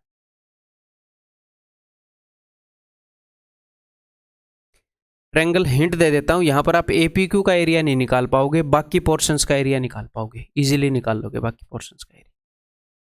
देखो, किसी भी पैरेललोग्राम के अंदर अगर मैं ऐसे डायगोनल खींच दूँ तो दो बराबर हिस्सों में एरिया बट गया। आप बोलोगे जी हाँ सर। और मैं यहाँ पर इस मिड पॉइंट के ऊपर इस लाइन को ज्वाइन कर दूँ तो ये मीडियन हो गई इस ट्रायंगल की। हाँ जी सर। तो इसने भी एरिया को दो बराबर हिस्सों में बांट दिया। हाँ जी सर। तो एरिया जो है ABC का वो पहले ही हाफ था। ABC का जो एरिया है वो पूरे पैरेललोग्राम के कंपैरिजन में पहले ही हाफ था, आपने एक बार और हाफ कर दिया तो ये एरिया 1/4 हो जाएगा। ठीक इसी तरीके से ये भी 1/4 हो जाएगा। अब दूसरी तरफ देखते हैं वहाँ पर क्या हुआ है। किसी भी पैरेललोग्राम के अंदर अगर ये वाला डायगोनल खींच दोगे तो एरिया हाफ हो गया इस वाले ट्रायंगल का, ये दोनों बराबर हैं। अगर यहाँ पर मिड पॉइंट मार दिया तो ये एरिया कितना होता है, ये 1/4 होता है। अगर ये मिड पॉइंट है तो ये एरिया 1/4 होता है पूरी ट्रायंगल का। तो ये एरिया इस पूरी ट्रायंगल का 1/4 है, लेकिन पूरे पैरेललोग्राम के कंपैरिजन में कितना होएगा, 1/8। तो ये वाला एरिया 1/8 है। ठीक है, तो ये मैंने आपको बताया है 1/4 होता है। छोटी मोटी चीज़ें आपको याद है ना, बहुत बड़ी चीज़ें याद रखने के लिए नहीं बोल रहा, छोटी छोटी ऐसी चीज़ें जो विद इन सेकेंड्स प्रूव हो सकती हैं। ठीक है, तो ये 1/4 यानी कि 2/8 2/8 1/8 तो 5/8, तो 1 - 5/8 3/8, तो इसका एरिया 3/8 होएगा। तो 3/8 इंटू 40, 3/8 इंटू 40 क्या हो जाएगा, 15। Option B. क्लियर है। तो वही सेम सी छोटी मोटी चीज़ें यूज़ कर रहे हैं, मिड पॉइंट थ्योरम वगैरह यूज़ कर रहे हैं भैया, डायगोनल वगैरह खींच रहे हैं, वही तो ये चीज़ें एक्सपेक्ट की जा सकती हैं। अगर अभी नहीं निकल रही तो बाद में निकाल लोगे एक बार करने के बाद है। Next, the lengths of two sides of a parallelogram are 3 and 10, what is the sum of the square of the diagonal. अच्छा, ये मैंने पहले करवाया नहीं के अंदर, ये हाँ ये नहीं करवाया, चलो ये मैं आपको करवा देता हूँ। किसी भी डायगोनल के अंदर, सॉरी किसी भी पैरेललोग्राम के अंदर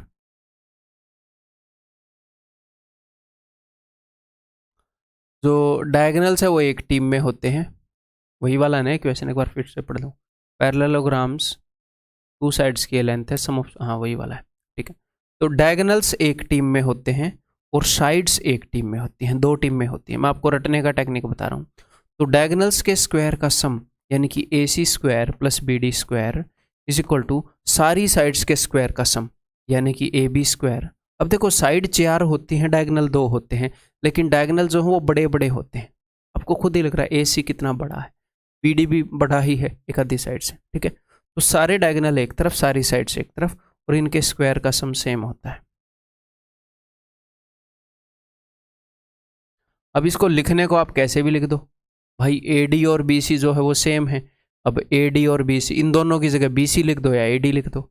AB और CD, AB और CD सेम है, दोनों की जगह CD लिख दो या AB लिख दो। लेकिन मेरे को बेस्ट लगता है ये कि सारी साइड्स के स्क्वायर का सम। इसको 2 × ऐसे करके बच्चे याद रखते हैं। क्यों याद रख रहे हो भाई, ऐसे सारी साइड से एक तरफ, सारे डायगोनल एक तरफ। यहाँ पर उसने क्वेश्चन में क्या बोला है, उसने बोला कि एक साइड 3 है एक साइड 10 है, तो डायगोनल्स के स्क्वायर का सम बताओ। तो इजीली बता देंगे, कोई दिक्कत ही नहीं है। तो आंसर क्या हो जाएगा, 10 का स्क्वायर 100 + 3 का स्क्वायर 9। अब आपको पता है कि सामने वाली भी 10 है, तो अब आप इसको भले ही यहाँ पर 2 कर दो ऐसे, बट याद ऐसे रख लो, याद ऐसे रख लो कि सारी साइडों का स्क्वायर एक तरफ और डायगोनल्स के स्क्वायर का सम एक तरफ। ठीक है, तो 218 will be the answer. Sir क्या ये पूछा हुआ है, जी हाँ मेरे भाई, 2019 के Tier 2 में ही पूछा था ये। ठीक है, नेक्स्ट का इसको HW में दे ही दें, करो HW में है, इजी है, कर लोगे। Let WXYZ be a square, let PQR be the mid points of, ठीक है, WXYZ एक स्क्वायर है।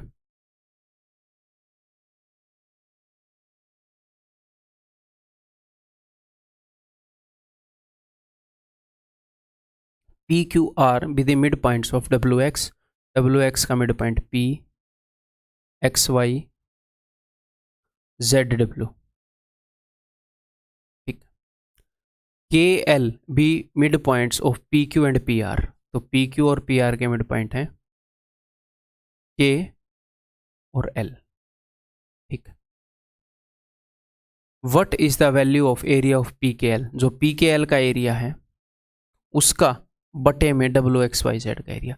कोई खास बात नहीं है ये, जस्ट वैसे ही ये क्वेश्चन ले लिया है, इजीली हम कर पाएंगे। ध्यान से मेरी बात को सुनो और सुनने से पहले एक बार ट्राई करो बस। हमें ये बताना है कि पूरे स्क्वायर के कंपैरिजन में इस PKL का एरिया क्या होगा। तो देखो पूरे स्क्वायर के कंपैरिजन में RQWX, इसका एरिया कितना होगा, इसका एरिया पूरे स्क्वायर के कंपैरिजन में हाफ होएगा, क्योंकि आपने किया क्या, इस मिड पॉइंट को इस मिड पॉइंट से मिला दिया, तो स्क्वायर को दो बराबर हिस्सों में बांट दिया, ठीक है। अब इस RQX के कंपैरिजन में एक तो हमारे पास है WXYZ, है ना, हाँ, तो इसके कंपैरिजन में इसका एरिया क्या है, हाफ। अब इसके कंपैरिजन में अगले वाले का एरिया यानी कि PQR का एरिया क्या है, देखो RQXW के या RQWX, ये तो बन ही नहीं रहा, इसके कंपैरिजन में इसका एरिया कितना है। मेरे भाई आपके पास एक ऐसी फिगर है, आपने यहाँ से ऐसे मिला दिया है, तो देखो ये जो फिगर है ये तो रेक्टेंगल है, जी हाँ, तो रेक्टेंगल का एरिया होता है base into height, base into height या फिर लेंथ इंटू ब्रेड्थ, कर लो, बात सेम ही है। और ट्रायंगल का एरिया होता है half into base into height, तो ट्रायंगल का एरिया आधा होएगा। ट्रायंगल का एरिया क्या होएगा, इसका एरिया बेस इंटू हाइट है, ट्रायंगल का area half into base into height है, तो इसके कंपेरिजन में इसका एरिया हो गया हाफ। तो यहाँ तक पहुँचते पहुँचते ट्रायंगल PQR का एरिया इसके कंपेरिजन में 1/4 हो गया, जी हाँ। अब PQR के कंपेरिजन में ट्रायंगल PKL का एरिया कितना होएगा, तो मिड पॉइंट्स को मिलाकर बनाया गया है ट्रायंगल PQR के कंपेरिजन में, सर ये तो 1/4 होएगा। ऊपर वाले इस चोंच का एरिया 1/4 होता है, ये 1 यूनिट तो ये 3 यूनिट पूरा होता है, तो 1/4 का भी 1/4, तो पूरे स्क्वायर के कंपैरिजन में इसका एरिया 1/16 हो जाएगा। तो दैट इज ऑप्शन बी। यही पूछा है कि पूरे स्क्वायर के एरिया के कंपैरिजन में इसका एरिया कितना फ्रैक्शन है, ठीक, क्लियर है। यहाँ पर आप कई तरीकों से कर सकते हो, साइड्स की लंबाइयाँ वगैरह माप लो, लेकिन बेस्ट ये है, लंबाइयाँ वगैरह माप लो नहीं, सॉरी मान लो, लेकिन बेस्ट ये है। Next, ABCD is a rhombus whose side is this and angle ABC is 120, then length of diagonal BD is equal to what। तो आपको एक छोटी सी चीज़ बता दूं इक्वेशन करने से पहले, क्या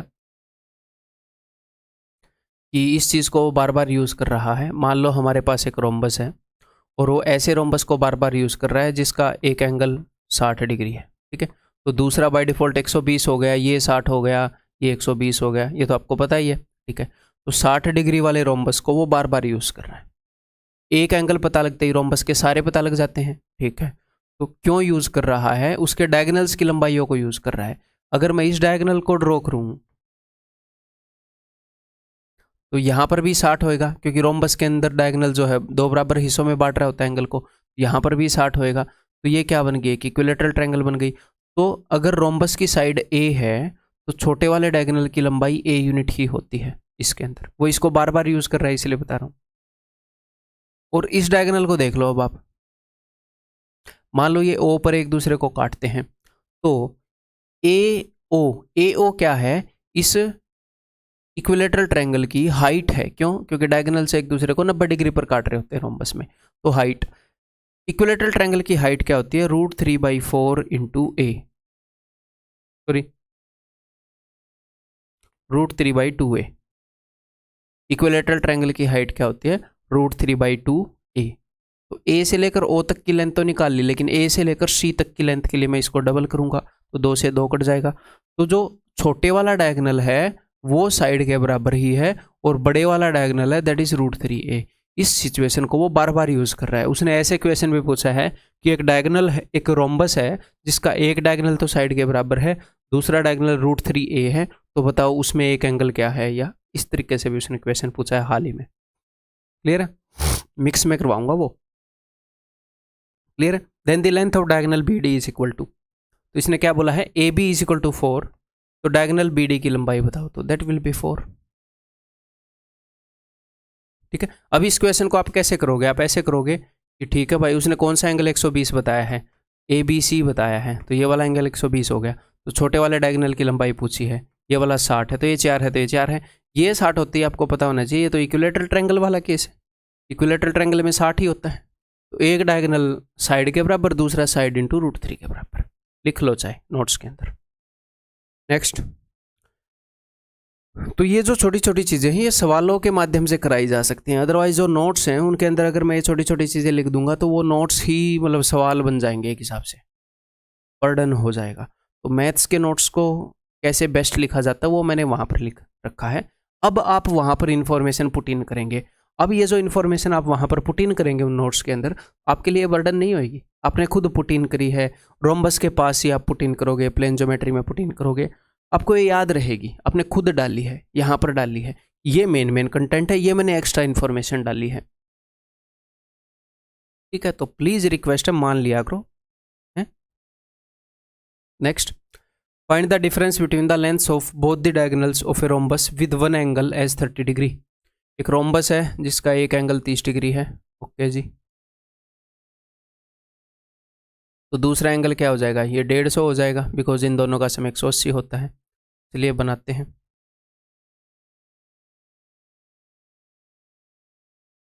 तो अगर ये 150 है तो ये क्या हो जाएगा, ये हो जाएगा 75 डिग्री। ओके, इसने पूछा क्या है, difference between length of both the diagonals, तो दोनों डायगोनल बनाने पड़ेंगे भाई। ये 30 डिग्री का है,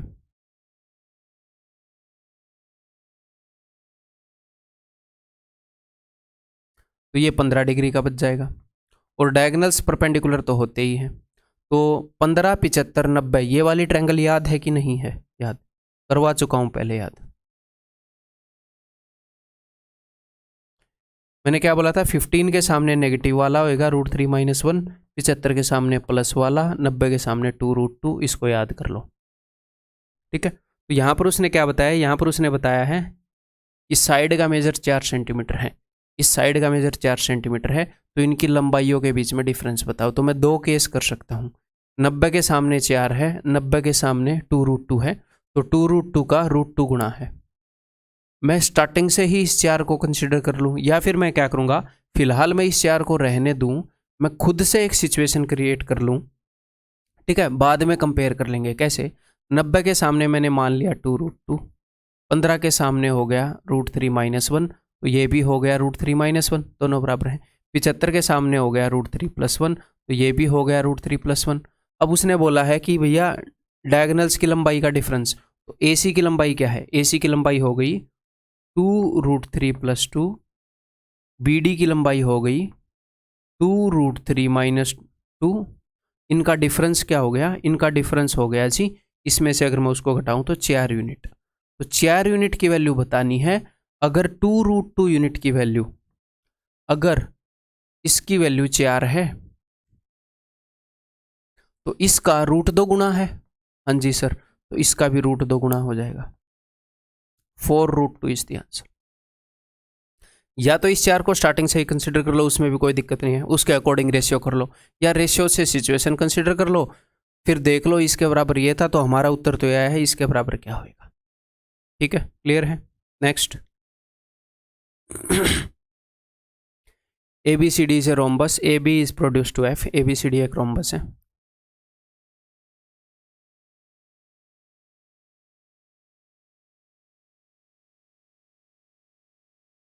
अगर रोम्बस है तो सारी साइड्स इक्वल होंगी, जी हाँ। AB is produce to F, AB को हमने F तक प्रोड्यूस कर दिया, ठीक है जी। BA is produce to E, BA को हमने E तक प्रोड्यूस कर दिया, ठीक है मेरे भाई, such that AB is equal to AE is equal to BF, यानी कि ये सारी इक्वल हैं। तो नीचे में से कौन सा ट्रू होगा? ED is greater than CF। तो ये तो दिख ही रहा है, देखो साफ साफ दिख रहा है ED is greater than CF, यही उत्तर होएगा। दिमाग खराब है आपका। रोम्बस को उधर टिल्ट करने के लिए किसने बोला? उधर मैंने टिल्ट कर दिया। रोम्बस को ऐसे भी बना सकते हैं। तो कभी भी रोम्बस और पैरेललोग्राम में बिकॉज हमारी एक तरफ बनाने की आदत हो जाती है, तो एक तरफ बना के ऐसे उत्तर मत दिया करो। इस केस में जो ED है वो छोटा हो जाएगा CF से, तो ये तो बिल्कुल भी ट्रू नहीं है। ये जरूरी थोड़ी है कि रोम्बस को ऐसे ही बनाओ या फिर ऐसे ही नाम रखो ABCD, ऐसे भी नाम रख सकते हैं ABCD, तो सरासर गलत। Next, ED is perpendicular to CF। ED जो है CF के परपेंडिकुलर है, ये पता नहीं भाई, अभी सरेआम देख कर तो नहीं बोल सकते, बाकी देखेंगे आगे। ED is parallel to CF।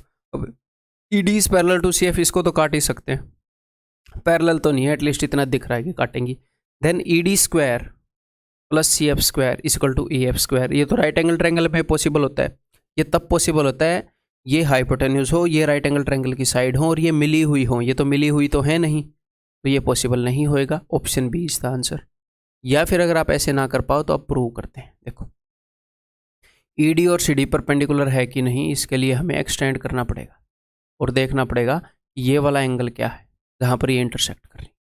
देखो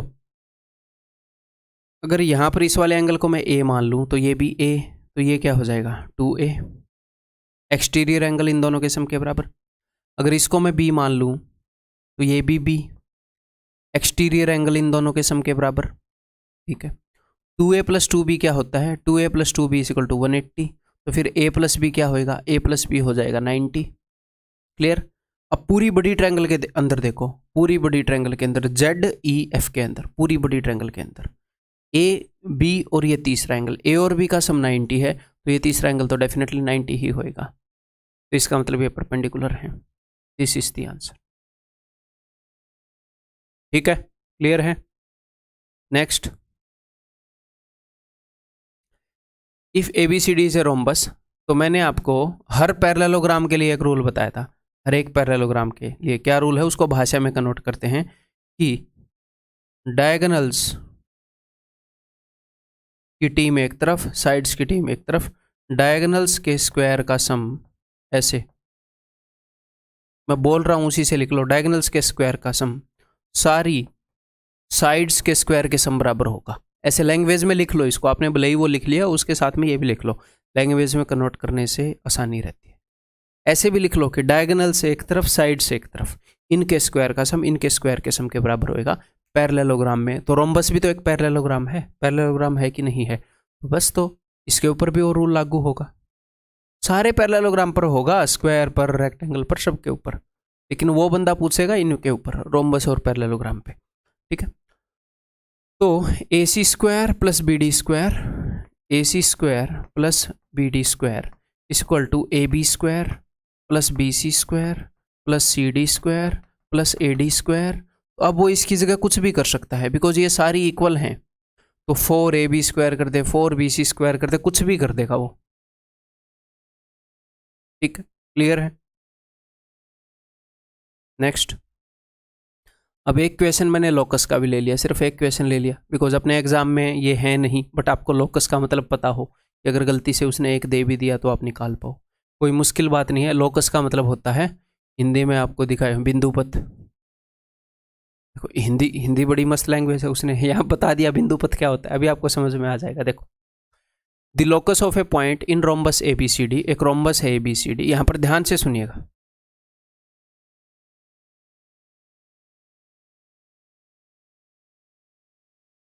the locus of a point in rhombus ABCD which is equidistant from A and C, जो A और C से इक्विडिस्टेंट हो। दो पॉइंट से इक्विडिस्टेंट, ऐसा कुछ याद आ रहा है? मैंने आपको करवाया है, दो पॉइंट से इक्विडिस्टेंस कोई चीज हो, इक्विडिस्टेंट। मैंने ये बताया था कि अगर हमारे पास कोई लाइन है उसका हम परपेंडिकुलर बाइसेक्टर बना दें, परपेंडिकुलर बाइसेक्टर बना दें, तो परपेंडिकुलर बाइसेक्टर के ऊपर बना हर पॉइंट A और B से इक्विडिस्टेंट है, हर एक पॉइंट A और B से इक्विडिस्टेंट है, क्योंकि ये लाइन बिल्कुल बीच में है और बिल्कुल सीधी खड़ी है। ठीक है,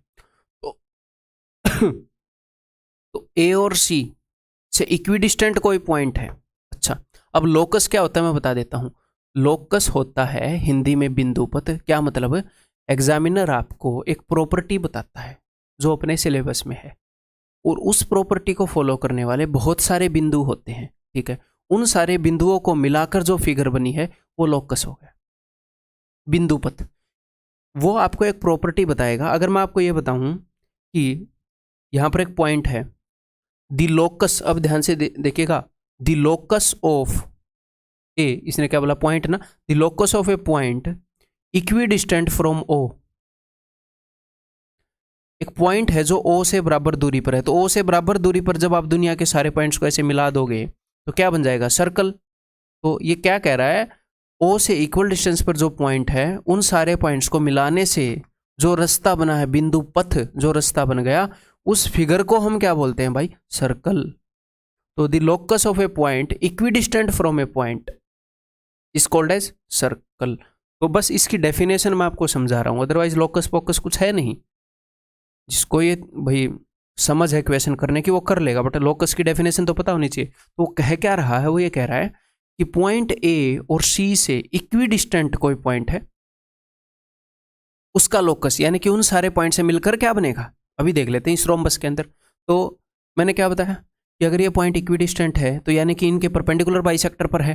तो अगर मैं दोनों डायगोनल खींच दूं तो ये परपेंडिकुलर है रोम्बस के डायगोनल। तो इस और इस पॉइंट से इक्वल डिस्टेंस पर ये पॉइंट भी है, ये भी है, ये भी है, ये भी, ये सारे पॉइंट इससे और इससे इक्वल डिस्टेंस पर हैं। तो ये सारे पॉइंट मिलकर क्या बना लेंगे?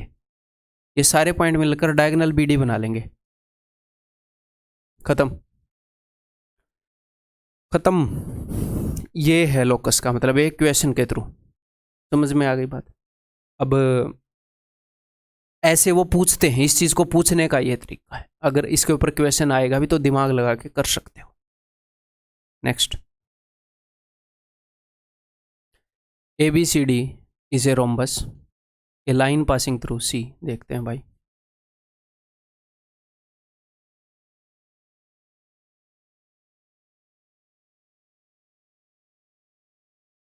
ए line passing through C cuts extended AD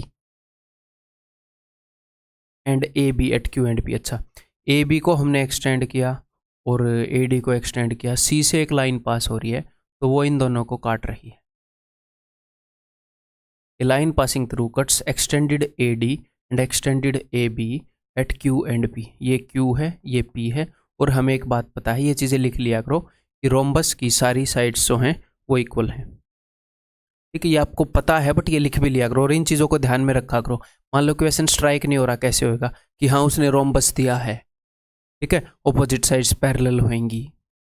अब ये नहीं है कि क्वेश्चन में वहां पर रोम्बस दिखा और उसको सजा डाला, ये एंगल 180 ऐसे लिखना नहीं है। कुल मिलाकर साइड्स वाइड्स छोटी मोटी चीज़ें तो लिख लो और याद रखो कि ये रोम्बस है।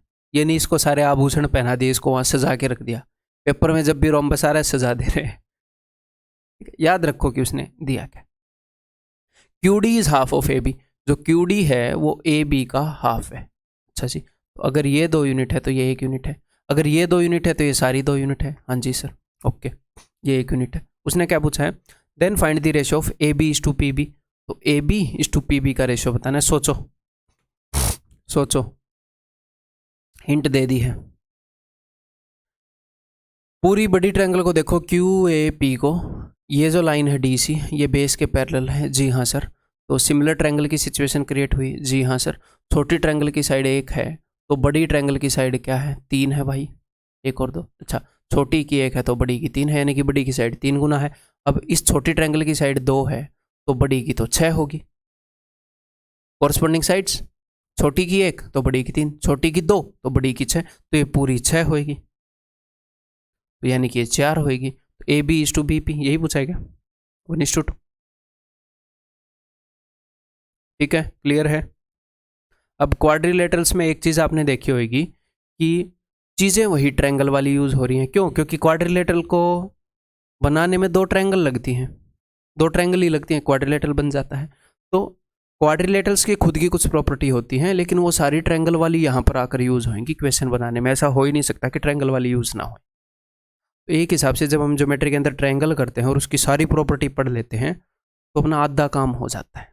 अब बाकी का सिलेबस एक तरफ, ट्रायंगल एक तरफ, ट्रायंगल और उससे पहले का एक तरफ, तो अभी ज़्यादा बचा नहीं है, ठीक है, तो ज़्यादा बर्डन नहीं लेना है। Q is a point in the interior of rectangle ABCD, देन QD की लंबाई तो क्यों ना HW में दे दी जाए। हिंट दूं, ब्रिटिश फ्लैग थ्योरम के ऊपर डायरेक्टली बेस्ड क्वेश्चन। नेक्स्ट देखो, लास्ट क्वेश्चन में ब्रिटिश फ्लैग थ्योरम में पॉइंट बीच में था, अब की बार पॉइंट ऑन द ट्रायंगल है, बस यही फर्क है। इसकी भी hint they the. ABCD is a rectangle. P is a point on the side AB as shown in the given figure. DP is equal to 13. DP जो है 13 है। CP is equal to 10. BP is equal to 6. देखो BP is equal to 6. Then what is the value of AP? तो AP की value बताओ। इस point से जाऊंगा यहाँ तक, यानी कि AP का स्क्वायर प्लस इस पॉइंट से यहाँ तक। अब मैंने क्या बताया था, पॉइंट चाहे रेक्टेंगल के ऊपर हो, उसके अंदर हो, उसके बाहर हो, ब्रिटिश फ्लैग थ्योरम तो लगेगा, ठीक है। AP स्क्वायर, फिर इसके ऑपोजिट वर्टेक्स से आऊँगा CP square is equal to, अब B से जाऊँगा BP square plus DP square 13, ठीक है। तो AP स्क्वायर, अच्छा मैंने सिर्फ 13 लिख दिया, 169, ठीक है। तो AP square is equal to 100 से 100 कट गया, यहाँ पर बच गया 69, तो 90 और 15 105, अंडर रूट 105 आ जाएगा answer. AP is under root 105। या तो आप ऐसे कर सकते हो, या फिर दूसरे तरीके से आप कैसे कर सकते हो, आप ऐसे भी कर सकते हो। ये बिकॉज 90 डिग्री का है तो 6 8 10, 6 8 10, 3 4 5 का डबल पाइथागोरियन ट्रिपलेट। अगर इस रेक्टेंगल की ये वाली साइड 8 है तो ये वाली साइड भी 8, यहाँ पर भी आप कर सकते हो 13 का स्क्वायर माइनस 8 का स्क्वायर, बिकॉज ये भी 90 है, पाइथागोरस थ्योरम लगाकर। तो पाइथागोरस थ्योरम से ही प्रूव होता है ये। तो अगर ऑन द ट्रायंगल हो ना point, on the rectangle point हो तो पाइथागोरस से ही कर लेना, क्योंकि तब पाइथागोरस को लगाना ईजी हो जाता है। लेकिन जब पॉइंट हो रेक्टेंगल के अंदर और बाहर तो पाइथागोरस को लगाना मुश्किल हो जाता है, इसलिए हम इसको रट के बैठे हैं, ठीक है, क्लियर है। Next, Two friends A and B are standing at one corner of a rectangular ground. दो बंदे हैं एक रेक्टेंगुलर ग्राउंड के एक कॉर्नर पर बैठे, मान लो इस कॉर्नर पर बैठे, एक है A एक है B। By the time A runs along the two adjacent sides, जब तक A जो है दो एडजेसेंट साइड्स पर दौड़ता है, तब तक B जो है, मतलब जब तक A ऐसे जाता है, by the time A runs along two adjacent sides of the rectangle to reach the opposite corner, B can reach there along the diagonal path. B यहाँ से भागकर चला जा सकता है। अब मुझे एक बात बताओ कि तेज कौन है, ज़्यादा लंबा कौन दौड़ रहा है? ज़्यादा लंबा तो A दौड़ रहा है, तो जितनी देर में B यहाँ से यहाँ तक जाता है, A यहाँ से ऐसे भागकर यहाँ पर चला जाता है, तो A की स्पीड थोड़ी सी तेज होगी, है ना। इफ़ A इज़ 40% फास्टर, वो ये बोल रहे हैं A 40% फास्टर है, तो टाइम एंड डिस्टेंस में हम देखेंगे। देखो ये बंदा यहाँ से भाग रहा है, ये बंदा यहाँ से भाग रहा है, दोनों ये इतनी दूरी कवर कर ले रहा है, ये इतनी दूरी कवर कर ले रहा है, दोनों सेम टाइम ले रहे हैं। कि अगर टाइम सेम हो तो जिसकी ज़्यादा स्पीड है वो ज़्यादा डिस्टेंस कवर कर लेगा, यानी कि distance is directly proportional to speed. Distance और स्पीड का जो रेशियो है वो सेम होता है 2 या 3 स्थिति में, जिसकी ज़्यादा स्पीड है वो ज़्यादा डिस्टेंस कवर करता है। तो A की जो स्पीड है वो 40% ज़्यादा है, यानी कि रेशियो 5:7 है, ये 100 है तो 140 है, तो स्पीड का रेशियो A और B का है 5:7, तो इनके द्वारा कवर किए गए डिस्टेंस का रेशियो भी 5:7 ही होएगा। तो यानी कि B ने अगर डिस्टेंस कवर किया है 5 यूनिट तो A ने कवर किया है 7 यूनिट, इन दोनों का सम 7 है। अब वो बोल रहा है कि ratio of length and breadth of the rectangle, इसकी लेंथ और ब्रेड्थ का रेशियो निकाल लो। तो एक ऑप्शन तो है इसको x मान लो, इसको 7 - x मान लो। दूसरा ऑप्शन है कि रेशियो यूज़ करो। देखो इसको अगर आप 3 और 2 मानोगे तो 3 2 5 का तो कोई पाइथागोरन ट्रिपलेट होता नहीं, मतलब 3 और 2 मानोगे, वैसे 3 और 2 डायरेक्ट नहीं लिखना, 7 को तोड़ना है 3:2 में, फिर देखना है पाइथागोरस थ्योरम फॉलो हो रहा है कि नहीं। 4 और 3 को देखो, 7 को 4:3 रेशियो में तोड़ोगे तो 4 और 3 3 4 5 का तो पाइथागोरन ट्रिपलेट है, फॉलो हो रहा है, तो दिस इज द आंसर। ठीक है, तो ऐसे केस में ऑप्शन यूज करेंगे। ठीक है भाई,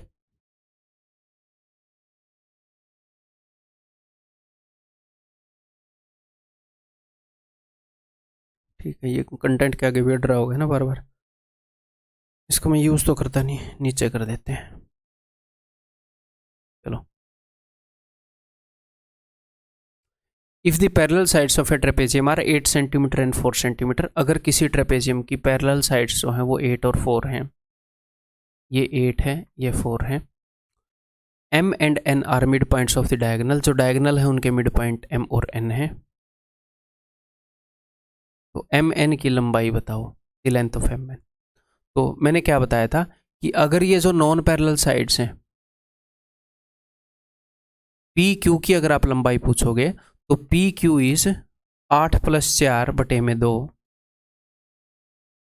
है, और एम एन की लंबाई अगर आप पूछोगे तो 8 - 4 बटे में 2, दैट इज 2। क्लियर है, आया हुआ क्वेश्चन है। ऐसे क्वेश्चन बार बार आते हैं, तो मैं बहुत ज़्यादा प्रैक्टिस नहीं करवाऊंगा इनकी, अलग अलग वैल्यूज देके क्या ही प्रैक्टिस करवानी है। आप इनको याद रखो, ये इंपॉर्टेंट है, डायरेक्टली आप यूज कर पाओगे। Consider a trapezium ABCD in which AB is parallel to CD, ठीक है भाई, and AD is perpendicular to AB, AD is perpendicular ABCD। अच्छा, ऐसे बोल रहा है ये।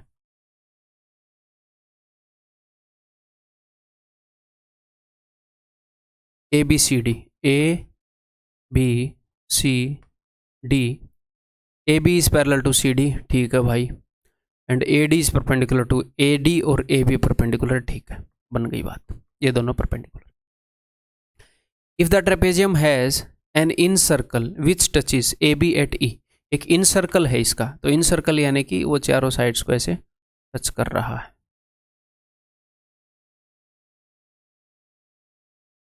AB एट E, AB को ये E पर टच कर रहा है, and CD at F, CD को ये F पर टच कर रहा है, and CD at F where EB is 25, EB ये 25 है, ओके जी, एंड FC इज 16, ये मैंने गलत बना दिया, FC इतनी बड़ी है ये EB, तो ये मैंने नेमिंग गलत कर दी इसकी, इसका मतलब फिर से नेमिंग करनी पड़ेगी।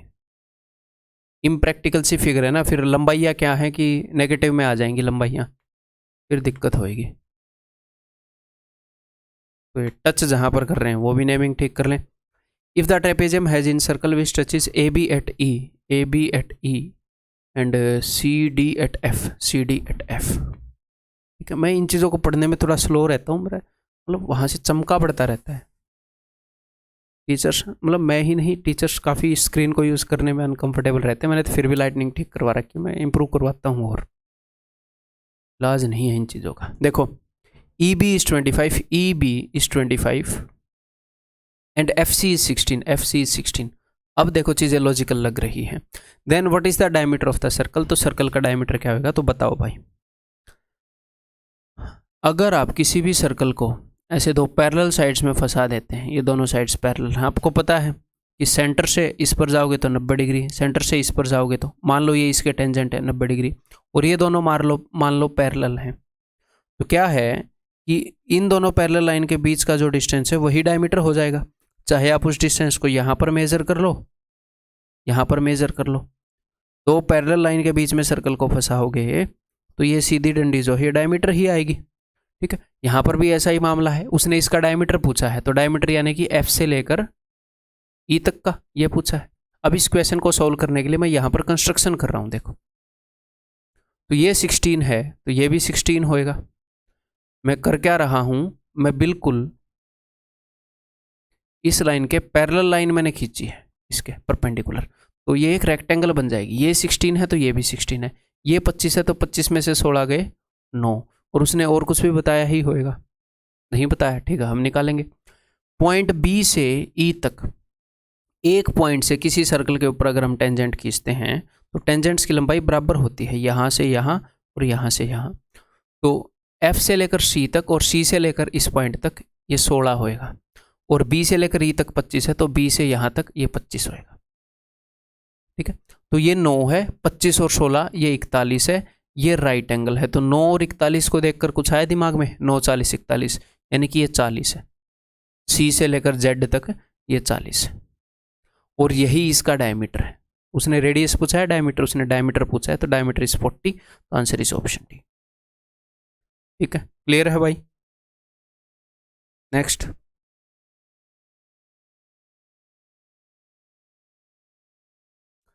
ABCD is a trapezium in which AB is parallel to DC। ठीक है, AB is 6, AB जो है वो 6 है, ओके भाई। And AFE is equal to BEC। AFE ये वाला एंगल जो है ये इसके इक्वल है। ठीक है, इसका मतलब ये दोनों पैरेलल हो गई, कॉरस्पॉन्डिंग एंगल इक्वल है। तो okay, if two lines AF and BE are drawn so that the area of ABEF का जो एरिया है that is half of ABCD। अच्छा, then find the length of CD। ये मेरे को उसमें देना था यार, मेंसुरेशन 2D में देना था, बट यहाँ पर करवा देता हूँ, अब क्वेश्चन आ गया तो मैंने लिखा भी था, मैं इसको शिफ्ट करना भूल गया। ठीक है, किसी भी ट्रेपेजियम का जो एरिया होता है half into sum of parallel sides. तो यहाँ पर होएगा AB plus CD into height. ठीक है, बस ये फॉर्मूला यूज करना है, अब आप इसको कर लोगे। ठीक है, उसने ये बताया है कि ये जो रेक्टेंगल है ABEF, इसका जो एरिया है ये पूरे ट्रेपेजियम से आधा है, कोई दिक्कत नहीं है। मैंने यहाँ से ऐसे परपेंडिकुलर ड्रॉ किया और इसकी हाइट मैंने मान ली h। ठीक है, तो किसी भी पैरेललोग्राम का एरिया क्या होता है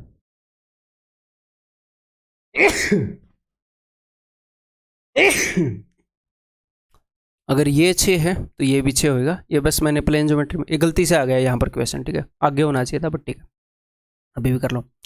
इस पैरेललोग्राम का एरिया जो है वो होगा बेस यानी कि 6 इंटू h। तो इसका एरिया है 6 इंटू h और इसका एरिया हाफ है किससे, इसका एरिया है हाफ इंटू किससे, एरिया ऑफ द ट्रेपेजियम। तो ट्रेपेजियम का एरिया है हाफ इंटू, ये हाफ मैंने लिया है क्योंकि इसका एरिया हाफ है, इसलिए half into sum of parallel sides यानी कि CD प्लस में AB इंटू H। तो बस इजीली आप निकाल लोगे।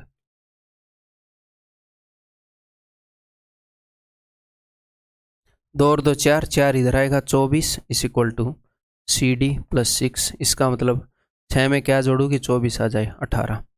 तो दैट इज ऑप्शन बी। ठीक है, क्लियर है।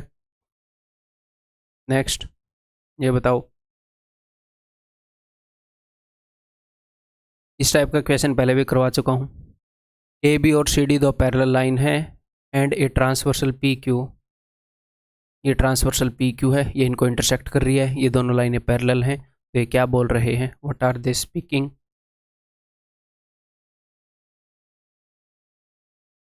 AB और CD को M और N पर काटती है। ठीक है भाई, the bisector of interior angles form a quadrilateral.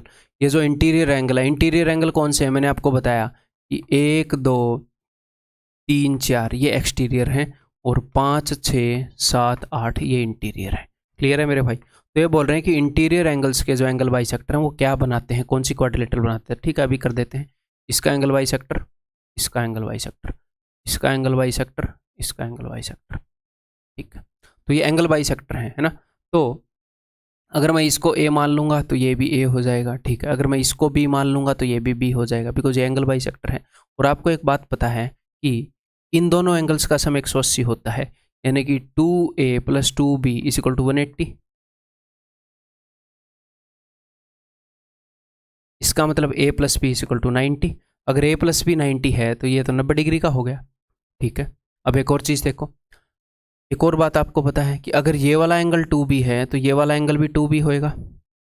Alternate interior angle बराबर होते हैं। तो अगर इधर 2B है तो इधर भी 2B और इधर भी B, इधर भी B।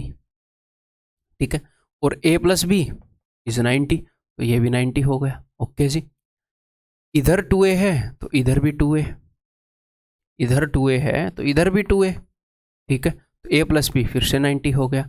ये 3 90 हो गए तो चौथा भी 90 हो गया, या फिर A और B 90 है तो ये भी 90 हो गया। तो ये बन जाएगी मेरे भाई क्या, स्क्वायर बनेगा या रेक्टेंगल। 4 90 है तो स्क्वायर बनेगा या रेक्टेंगल। अब हमें इनकी लंबाइयों के बारे में कुछ नहीं पता ना, ये पैरेलल लाइन इतने दूर डिस्टेंस पर भी हो सकती हैं, इतने दूर डिस्टेंस पर भी हो सकती हैं, कभी स्क्वायर बनेगा कभी रेक्टेंगल, तो लंबाइयाँ आर नॉट फिक्स्ड। रेक्टेंगल पक्का बनेगी, है ना, क्या बनेगी, रेक्टेंगल।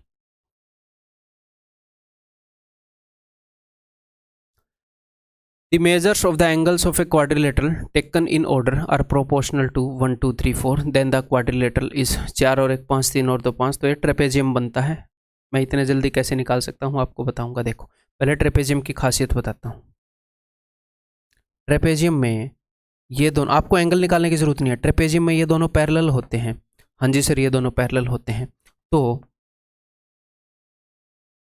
एंगल ए और डी, इन दोनों का सम क्या होएगा, इन दोनों का सर 180 होएगा, तो इन दोनों का सम 180 होएगा बिकॉज ये पैरेलल है, और इन दोनों का सम 180 होएगा, जी हाँ। और चारों एंगल का सम कितना होएगा, 360 डिग्री होएगा। तो किसी भी ट्रेपेजियम के अंदर होता क्या है, टोटल 360 डिग्रीज हैं टोटल चारों एंगल में, आधी यहाँ पर होती हैं आधी यहाँ पर होती हैं। तो इन क्वेश्चंस को मैं कैसे पहचानता हूँ कि जैसे 4 और 1 5 एक तरफ है, 3 और 2 5 एक तरफ है, तो ये ट्रेपेजियम तो पक्का बनेगा ही बनेगा, और कुछ इसने दे नहीं रखा। आप भले ही आप एंगल निकाल कर देख लो, 5 और 5 10, तो 18 गुना हो रहा है ये एक्चुअल। यहाँ पर टोटल सम 10 है, तो 18 गुना कहाँ, टोटल 360 होएगा तो 36 गुना हो रहा है। अब आप 36 से गुणा करोगे तो 36 तो नहीं 72, 36 तो 108, 36 के 144। अब आप जब इन एंगल्स को ऐसे लिखोगे, आपको तो पता नहीं ट्रेपेजियम में कि 36 है 72 है, इसने बोला टेकन इन एन ऑर्डर, है ना, कि ऐसे एक ऑर्डर में लिखने हैं। ये 144 है। अब आपको पता चलेगा कि इनका सम 180 है, इनका सम 180 है, अदरवाइज ये राम कहानी करने की जरूरत नहीं है।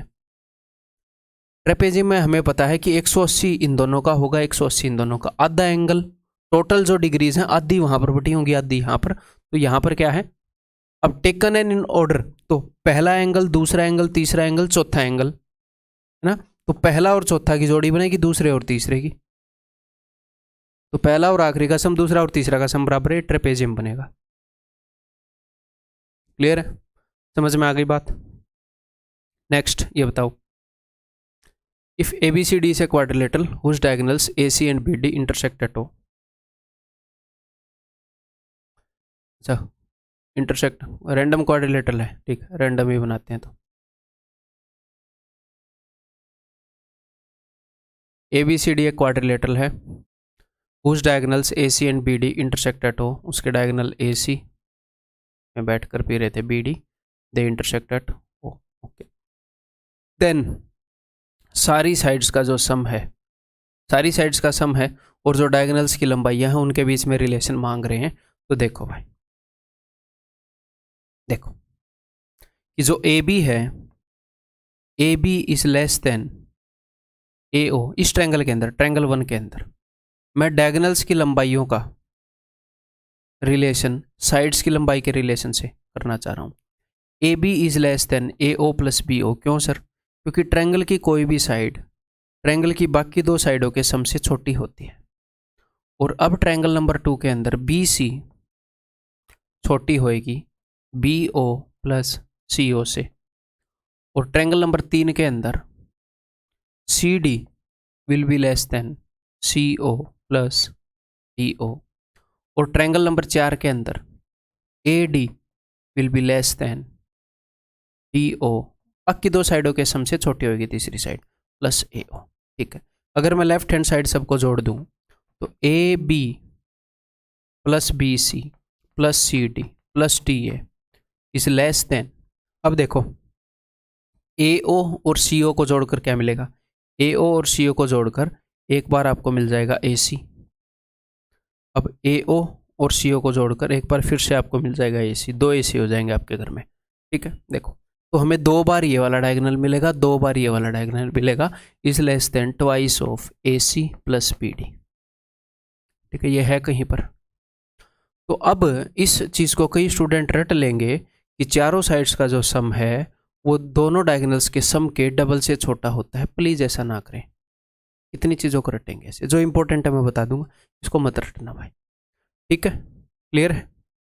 नेक्स्ट अपनी ये क्लास ख़त्म हो गई है, तो आगे 3 क्वेश्चन और हैं जो HW के हैं, मैं एक एक करके आपको दिखाऊंगा। आप लोगों ने डिमांड रखी थी, तो पहला क्वेश्चन HW का वीडियो को पॉज करके कर लें, अब अगले पे जा रहा हूँ, पॉज करके कर लिया होगा। ये नेक्स्ट क्वेश्चन SW का, वीडियो को पॉज करके कर लें। ये नेक्स्ट क्वेश्चन SW का, वीडियो को पॉज करके कर लें। ठीक है मेरे भाई, इसके आगे क्वेश्चन खत्म है। तो दैट्स ऑल, अपना मतलब जो क्वाड्रिलेटरल है वो एक वीडियो के अंदर खत्म हो गया, बहुत ही बढ़िया बात है। ऐसे ही एक वीडियो के अंदर मैं पॉलीगन को खत्म कर दूंगा, ठीक है, ताकि अपना टाइम पर सिलेबस हो जाए। पढ़ते रहो ऐसे भाई, अगली वीडियो में मिलते हैं।